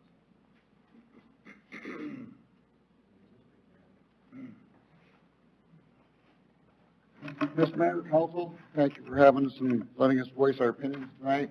I'm going to be representing the Anthony Avenue neighborhood. Last summer, when... Did you state your name, Craig? Craig Tischler. Thank you, just to make sure. Sorry about that. People online, well, we know who you are, say but these people want. Tell that voice.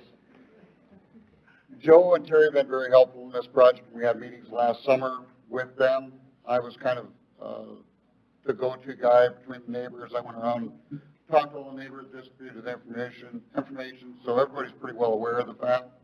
Most of the landowners out there know that we were going to get our road paved at any given time. Of course, we did not know how much it was going to cost. Naturally, as time goes on, it gets more expensive. With the help of Joe and Terry, they made it more understandable, more bearable for us. For some of us, this project's an extreme cost. For others, not so much. But in any case, we're a very young neighborhood, not only in age, but in length of building. The last 4 years, we've got over 14 houses built out there, which is in itself brought some other problems, and I'd like to address some of those. I'm going to kind of take this one by one and address each of the individual topics. The cost is the biggest thing on people's minds. Like I said, it's a young development. Younger people don't have the ability to save, like some of us older people that have had time to do that, which I have not. And then there's other of us that have a lot of frontage, a lot of frontage that we got to pay for. So the costs have gotten a little bit out of hand for all of us.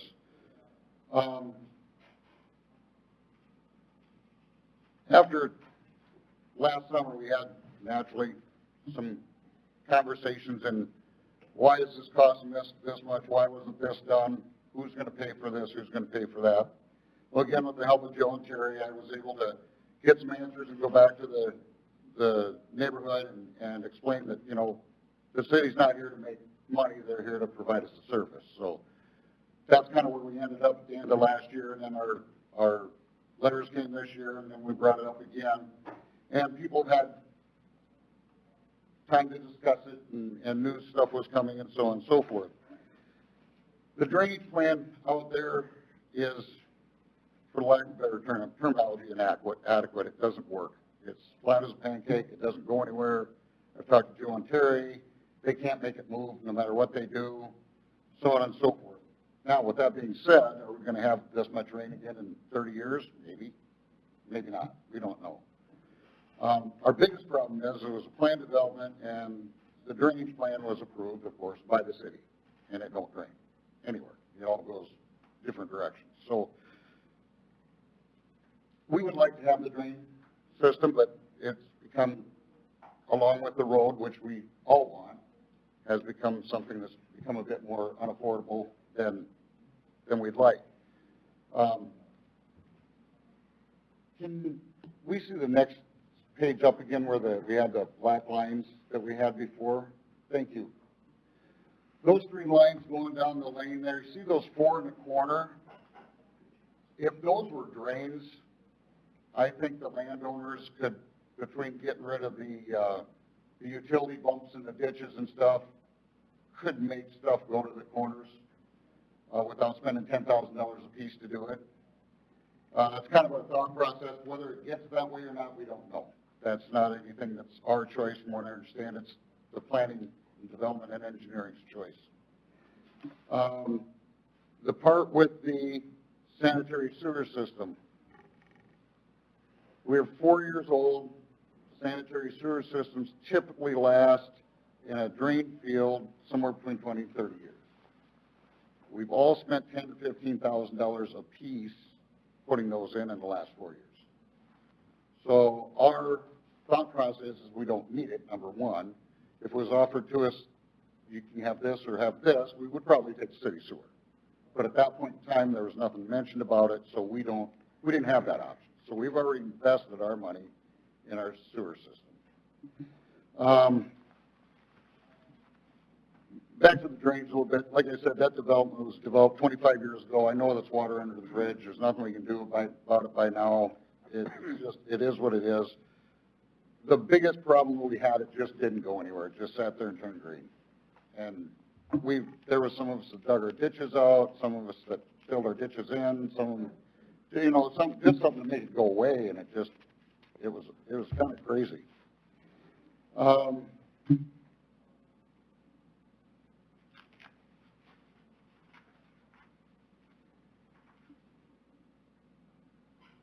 The city sewer is going to just be a non-starter for 99.9% of us. There's some of the properties out there that don't have actual houses on them yet. Some of them probably won't have a house on them, and we've all put ours in already. Are basically the votes that I've had some real in-depth conversations. I had an independent meeting with all the neighbors that could show up, or phone calls with them in the last week. The paving Lifesay Lane, I'd say 98% of the folks in the neighborhood want the pavement. The city sanitary sewers, we don't need it. It's just not necessary for us to have it. The storm sewer, we'd love to have it, but due to affordability, I don't think we're going to be able to afford it, period. All in all, if it comes through with the pavement and everything, we've got a very good neighborhood out there. Like I mentioned, it's a young neighborhood. We've got a lot of children out there. We've got a couple concerns, of course. One of my own personal requests, and it's a request from me, not just the neighborhood, but from me to you folks. The road that runs down Lifesay Lane where them 3 black pipes go, is 30 foot at North Harmon Drive and runs to the shoulder belt, and it turns into gravel. The proposal that we're making right now is to take that gravel, which is 22 foot, and run it the rest of the way out. Same with the gravel running east and west on Anthony. My personal request is to widen the road out another additional 8 feet to make the whole road 30 feet wide, and my reasoning behind that is every neighbor out there goes down that road to get out of that development. Not to mention 407th Avenue is so poorly maintained that the people turn on Anthony Avenue and drive 2 blocks on gravel when they only have to drive another 250 foot to get to pavement if they continued on 407. So we got 2 concerns with the landowners. Number one, we want to get traffic signs up, children at play, slow, speed limits, and then we'll communicate with local authorities and see if when it gets new pavement out there, we can get somebody posted out there, because we do have some younger folks coming from the north that going to school and so on and so forth. Try and slow them down a little bit. The other thing I see with that same area is I live in that corner right to the top, right behind the trees there. I sit on my patio and I can't believe something has not happened in an accident on that road yet. In the evening, when people go out for a walk, bicycle ride, whatever they're doing, they go straight down that road and they go right to the bicycle trail and the walking trail, which is right across the road from North Harmon Drive. So there's a constant flow. They don't go around to 407th and come down. They don't go out in the field. They come down that road.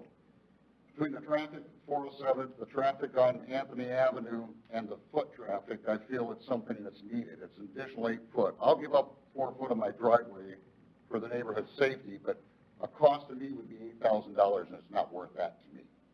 I drive another 150 feet, and I'm on a 30-foot pavement anyway. So that's a personal request on my part. Nobody else in the neighborhood. Some people agree with it. Some people don't have an opinion on it, but it's just what I've seen and I've observed. So the basic thing, Mr. Mayor and City Council, we'd like to have a road. We really don't want the rest of the stuff. And I hope I explained it well enough so that it made sense to you. My assessment and Brandon's assessment across the street alone, if I paid for the city sewer water city sewer, storm sewer, and pavement, mine is just over $20,000. I think Brandon's is running real close to $30,000. That's a lot of money, whether you got to bring it up out of your pocket or whether you got to put it on an 8% note through the city, or however you do it, it makes a pretty drastic difference in your budget. So, any questions, anything I can answer for anybody? So it sounds like the drainage is like a big issue. I'm just wondering, is there anything long-term that will help that? Any future projects that will assist in helping out the drainage there? So adding the storm sewer as part of the Life State project will always allow a hookup at that location because it's a rural section and you can dig in the ditch pretty inexpensive. So there's always that option in the future. As far as, say, regrading ditches, it is very flat. Driveways were not necessarily put in at the right grades. Culverts aren't necessarily put in at the right grades. So fixing the ditches would be, it's not impossible, it's difficult, but then again, it's hard. You can drain water at flat, but it just doesn't move, and you have sediment that builds up, and it's kind of a maintenance nightmare. But with the future storm sewer that's going in on Live State, there's the potential for storm sewer at not a high cost. And this is why Mr. Croce preaches drainage plans.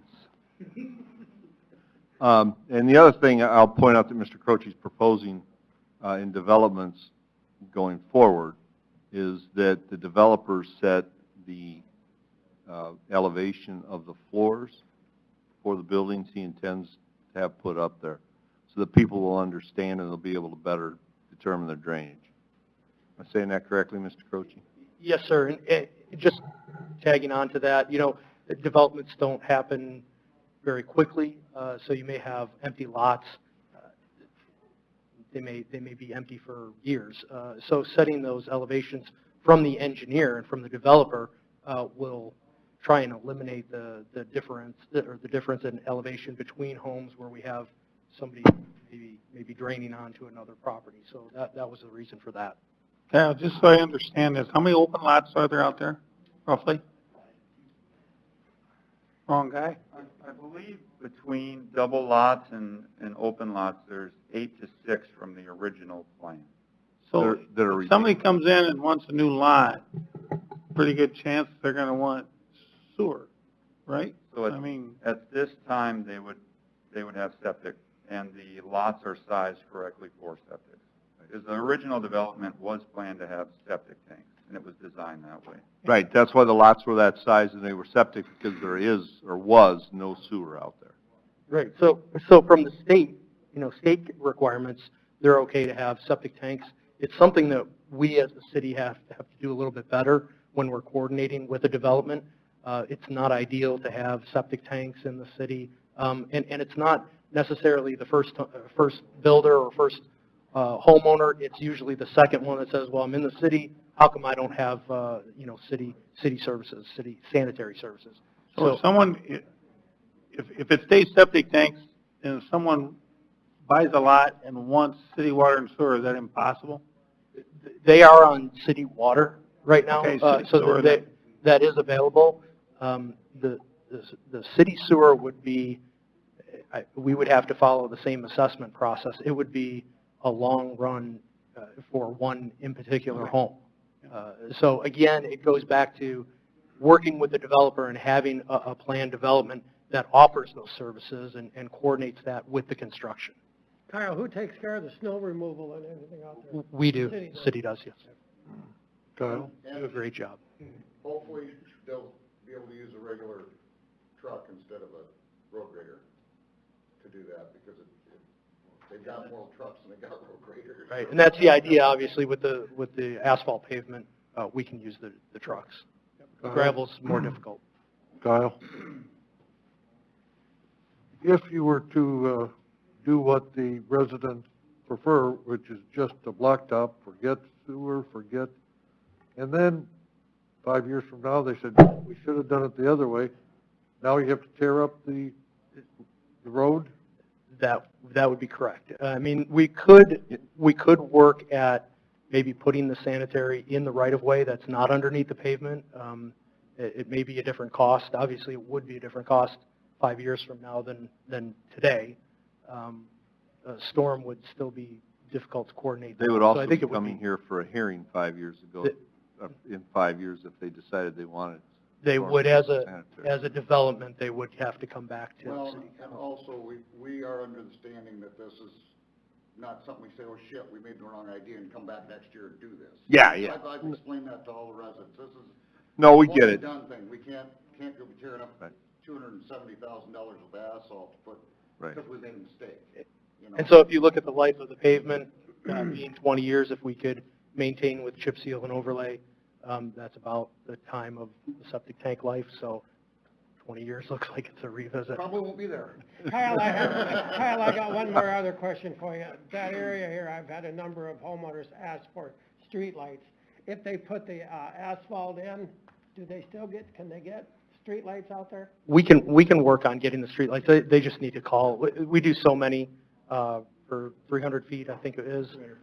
So they just need to call us, and we'll schedule something. Yep. When you need some. I'm sure they need at least one more. Especially if this gets paved. All residents are concerned about more traffic going down that road just because they want to get up. 407th is just horrendous. I don't know if any of you guys have ever been down it, but Is that the county? road grader can go down it, and 5 minutes later, it'll be so washboardy, you won't be able to drive on it. Just making sure you're not responsible for it. He's not. Thank you. And so what we want to do is look at the intersection again at Live St. Anthony. When the stormwater improvements happen and that construction is done, we want to make sure it's lighted as well. I got a question, Jordan Layton. When you annex into the city, what does that developer have to give you for X, Y, Z requirements to get into the city?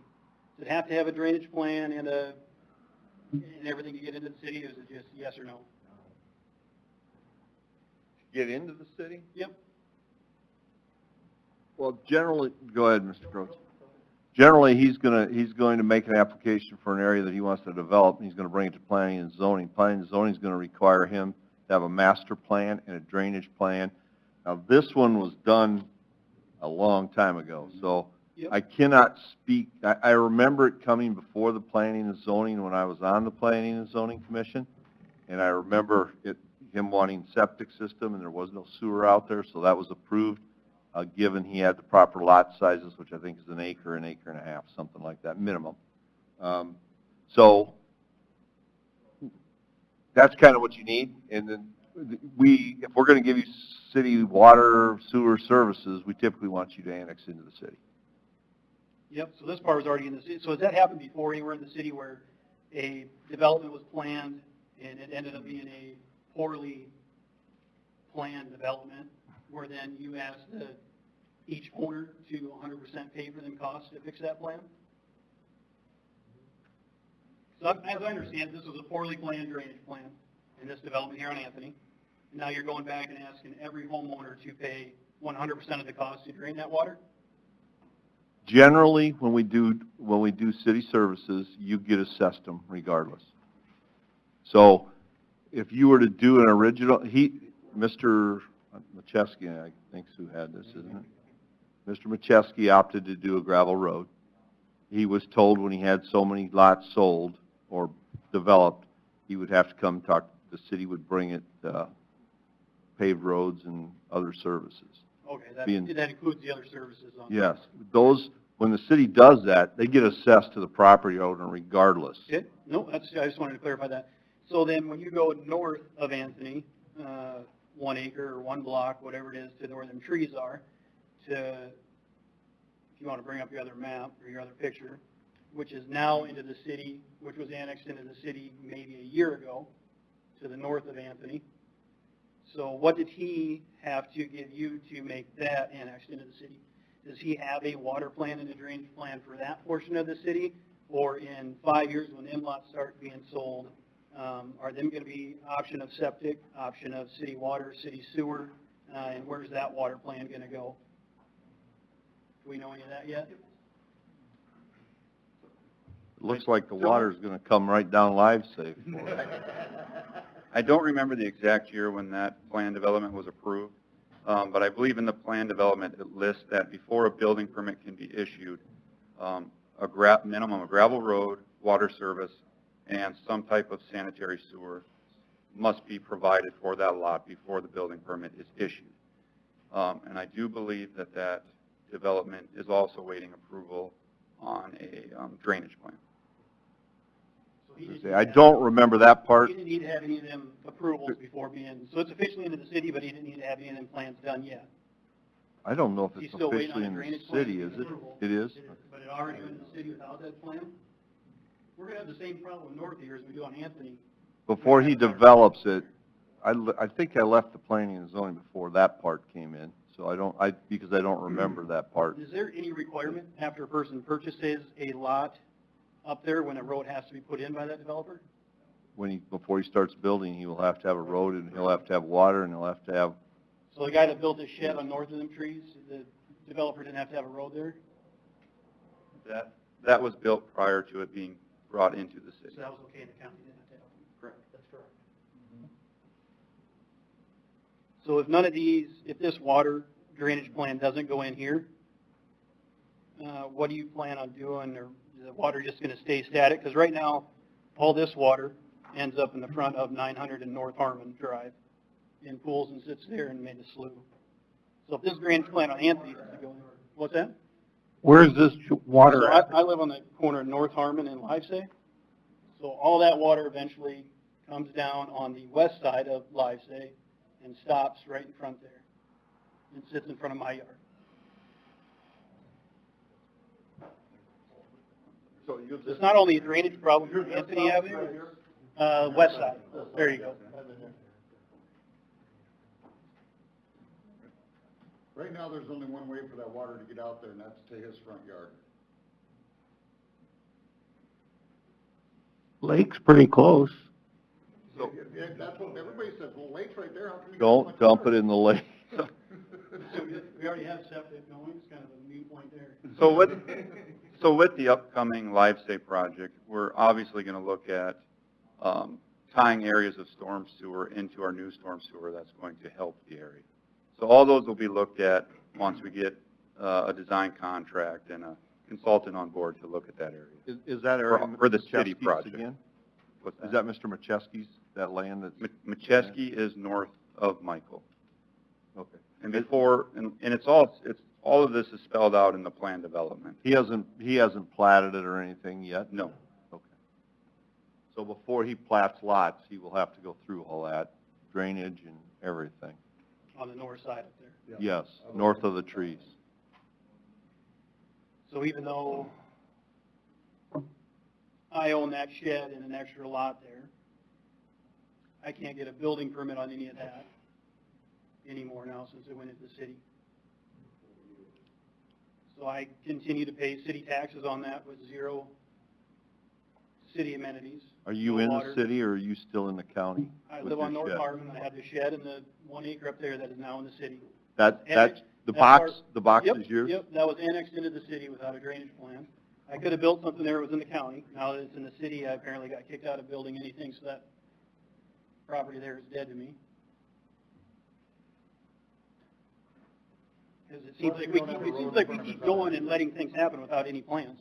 I'd be really hard on anybody if I lived on Anthony to agree to anything without an actual plan being presented first, or an approved plan. You know, you just said you didn't have an approved plan yet? A drainage plan for anything, Anthony, Michael, Livesay? But you're asking them all to pay for it already, or say yes or no today?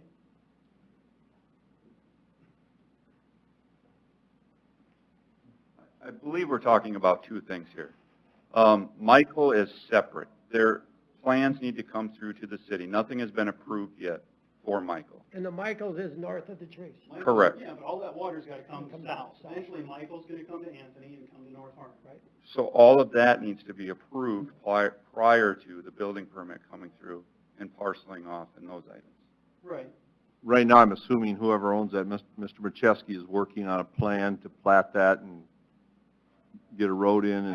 I just hope that Anthony and the North Harmon and the Livesay project has a plan to accept Michael's water and everything north of there. And so that part of the Livesay drainage improvements will take that into account, but the developer is responsible for retaining the water that he's required to retain for that development. So again, you're correct. Mr. Machewski is working on a drainage plan for that. Building permit will not, and plats will not move forward until the drainage plan is approved by Planning Commission and by council.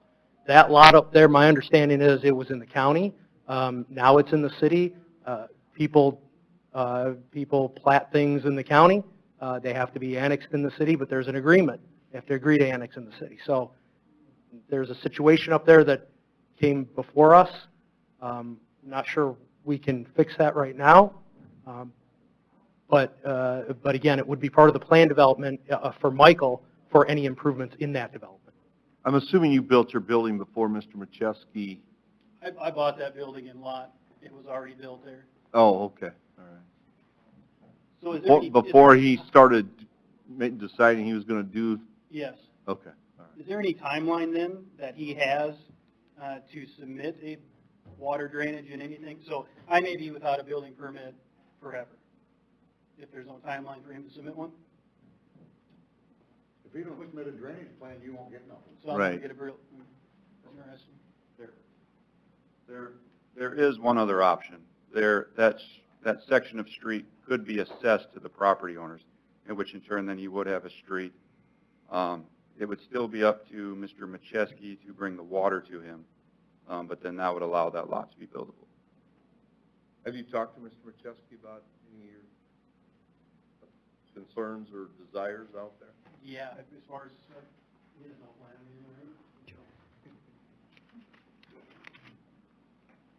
I just know that there'll be more water problems coming north of there that has directly to do with, I don't want to get off the subject of Anthony, but it has directly to do with Anthony, because eventually that water's going to come this way. Joe Walter on the other one of that lot. We bought that lot. It was in the county. I'm going to make this pretty simple. And then Mr. Machewski called us, said he wants to annex that 40 acres, and I can't get it annexed to the city unless you go along with me. I said, I have no desire to be in the city. It's just what I want out in the county. Well, if I knew then what I know now, I would have never been as easy to get along with. I said, okay, we're the new kids on the block, we're gonna go along. But I was under the understanding that before to get annexed to the city, you have to have a drainage plan. In order to get a building permit, you have to have a drainage plan. All goes back into. The building permit, yes. The annexation into the city, I don't believe that's correct. You don't think you have to have a Drainage plan to do that. That will come as he develops the area. I question that. I don't know if that would be quite correct. But you know my problem is, we've had that lot for 4 years. Yeah, I see. Our taxes tripled. We get no city water, no city sewer, no drainage, no snowplow, no road, and not only that, we can't build on it. You know, we'd have had probably 2 or 3 more buildings on that lot by now if we would have had a building permit. So my point is, you can't I don't see how you can make us not being able to build there. I mean, we need a tax abatement, or we need to get back into the county, or something's got to be a workable situation there. Because just like you guys are all saying, if you want to plan further ahead, everything's got to come north there. So I don't know what your plan is there, but, you know, and then you address the septic tanks just a little bit different. I mean, you just talked about all the work you're going to do on the lake to try and get the lake clean, and then 2 blocks north there you have 20 septic tanks. So, thank you. I think that's a little bit off topic, and obviously we could work with people coming in and needing things that are in the city, but we do have to abide by the conditions of the planned urban development for the developer. So it's a difficult situation. I know it was built before it was in the city. I know there's agreements that have to be made to come into the city, but if we could go back to the assessment hearing, I'd appreciate that. Okay.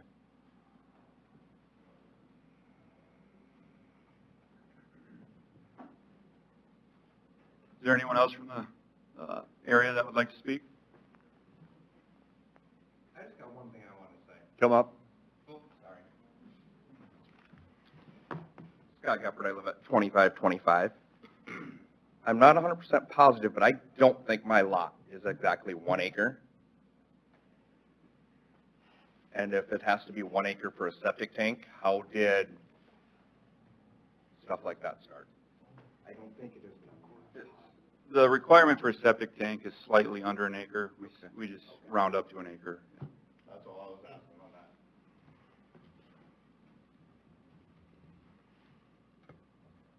that. Okay. Anyone else?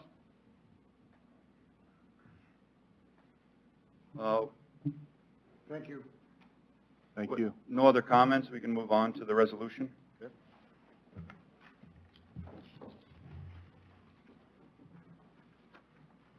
So with the resolution, we do have 3 separate options that we are deciding tonight.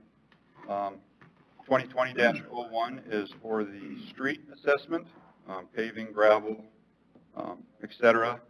Segment 2020-02 is for the storm sewer, and segment 2020-03 is for the sanitary sewer. From what I've heard from the public, it sounds like they would only like segment 2020-01. And if that is what you would like as well, I would recommend that number 26 and 27 be omitted from segment 2020-01. An older resolution was uploaded by error. And then segment 2020-02 and segment 2020-03 also be omitted from the resolution, and that would need to be approved prior to approving the amended resolution. And Justin can speak for me if I spoke incorrectly. No, I think that lays it out. If there's any questions on which parts were taken out there, we can field those. But if you look at that first segment, 26 and 27 need to get taken off of there no matter what, because it was an old copy of the resolution. And then if you're just doing pavement, all you'd be doing is approving segment 01. You'd remove segments 02 and 03. And am I correct in hearing that the residents prefer just 01? That's correct. Joe, since you're at the microphone, what's the likelihood of us trying to, I know you kind of mentioned about moving water on a flat land with obviously the inability to do a whole lot with it. Is there anything with just short of working on the Life Save plan that we're going to be able to accomplish anything out there? Not any bang for your buck action. I mean, if I was them out there, I would recommend not doing anything because the return for your money is not great unless you put in a drain, in my opinion. And that's number 2. Correct. And they're not for that, obviously. Correct. Okay. So I'm getting some communication from the Shimkees that live out in the neighborhood. Cullen is gone, so. But one of the things that she just said was that a neighbor had dug a trough down the ditches to help the water drain to the north. Is that right? Very well could. There is a tree belt back there where, the trees would take some additional water. Out there, it's just so flat. There's, minor swales and such. I guess I was hearing you say the water would ultimately drain to the south, but is there a way to have it drain to the north? So currently, to me, the plan was supposed to work, so it did drain to the south. There is a drain in the ditch on the west side on Livesay, further down, but it's a foot and a half higher than some of the ditch elevations. So, I mean, the water just sits they do have the benefit there that the soil is sandy, so, when it's not as wet as what it was last year, they don't have many problems.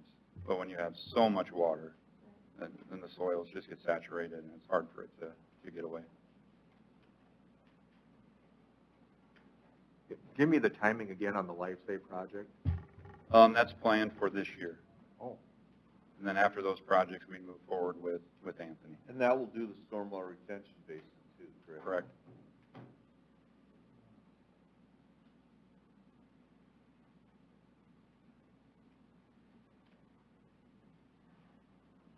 I can appreciate the fact that, putting in septics and very expensive. I wish we could go back about 15, 20 years ago and start over, but that's not the case. And everybody gets a vote. It sure sounds like the majority are against it with the storm sewer, or I'm sorry, the sanitation. And it would be redundant for them at this point. And I guess, as far as I'm concerned, I guess they can take a look at it in 20 years when the road's ready to get put back in or changed out.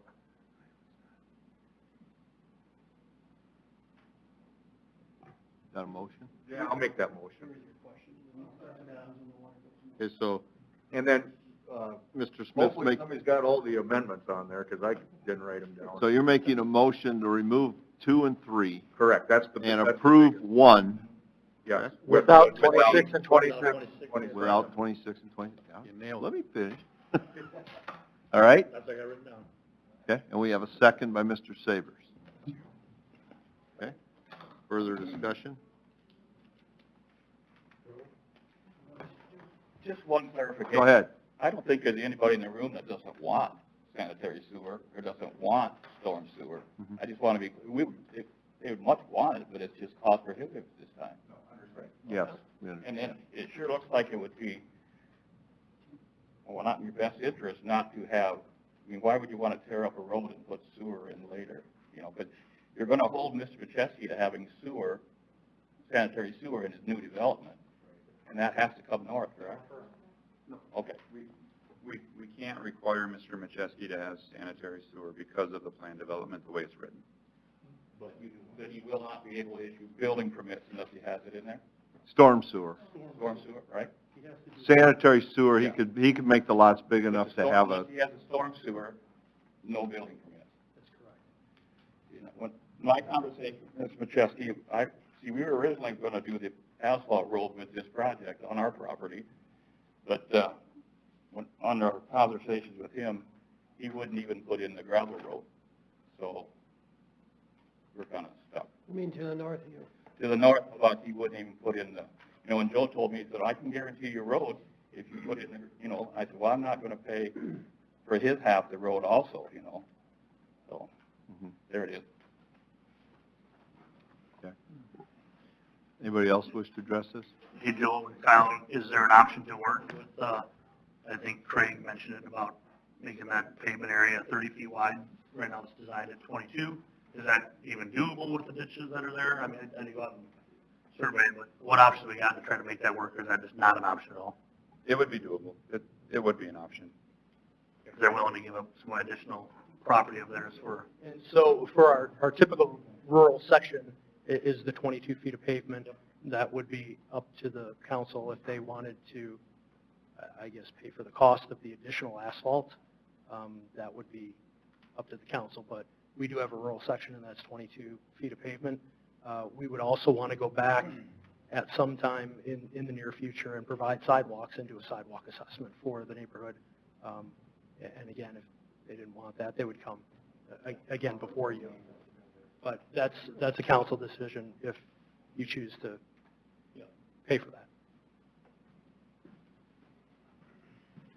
With the sidewalk thing you just mentioned. State your name again, because there's people watching online, so they want to know who. Live out there. But with the sidewalk thing, Mr. Macheski, in our building codes, whatever we sign when we purchase, no sidewalks ever. It was right in there. And that's fine. Okay. If the neighborhood does not want sidewalks, that's fine too. They pay for the sidewalks. It goes through an assessment. But again, the rural section for the city is the 22 feet of pavement.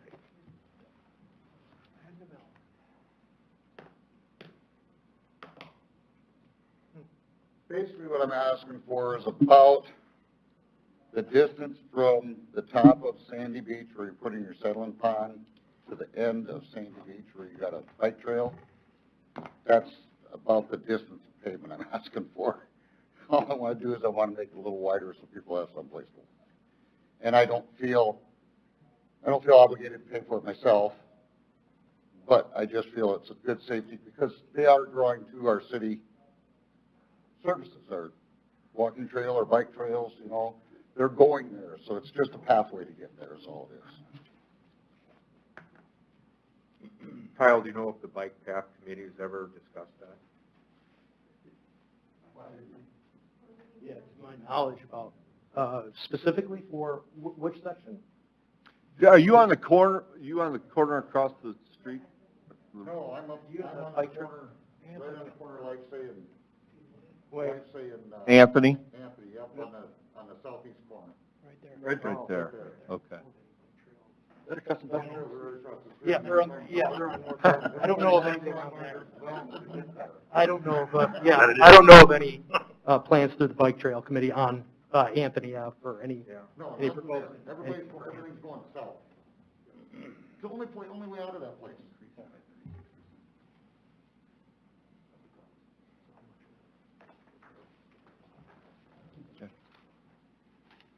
Okay, we have a motion and a second for number 1, removing number 2 and number 3, and whatever the sub numbers, 26, 27? Yeah. Is that right?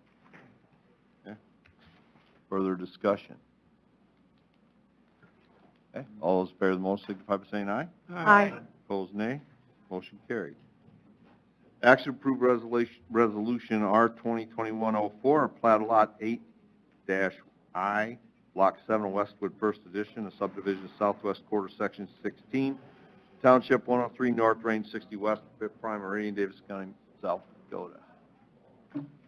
As you probably noticed in the planning commission minutes, they did recommend approval of this plat. As you can kind of see, this is out in the Commerce, Holman Street area. Pardon? In the Olin Commerce Street area, the Westwood Edition. This would be the last lot, as you can kind of see. If you've been out there, you probably noticed there's a blue building already there. It's not on this map, but it's right next, this one would be right next to it. So. And that has a drainage plan. Yeah. Move to approve. Move to approve. Yeah, it drains right into that big pond. Who made the motion, Mr. Barrington? Yeah. Who made the second? Mr. Allen, further discussion. All those in favor of the motion signify by saying aye. Aye. Opposed, nay. Motion carried, we're adjourned.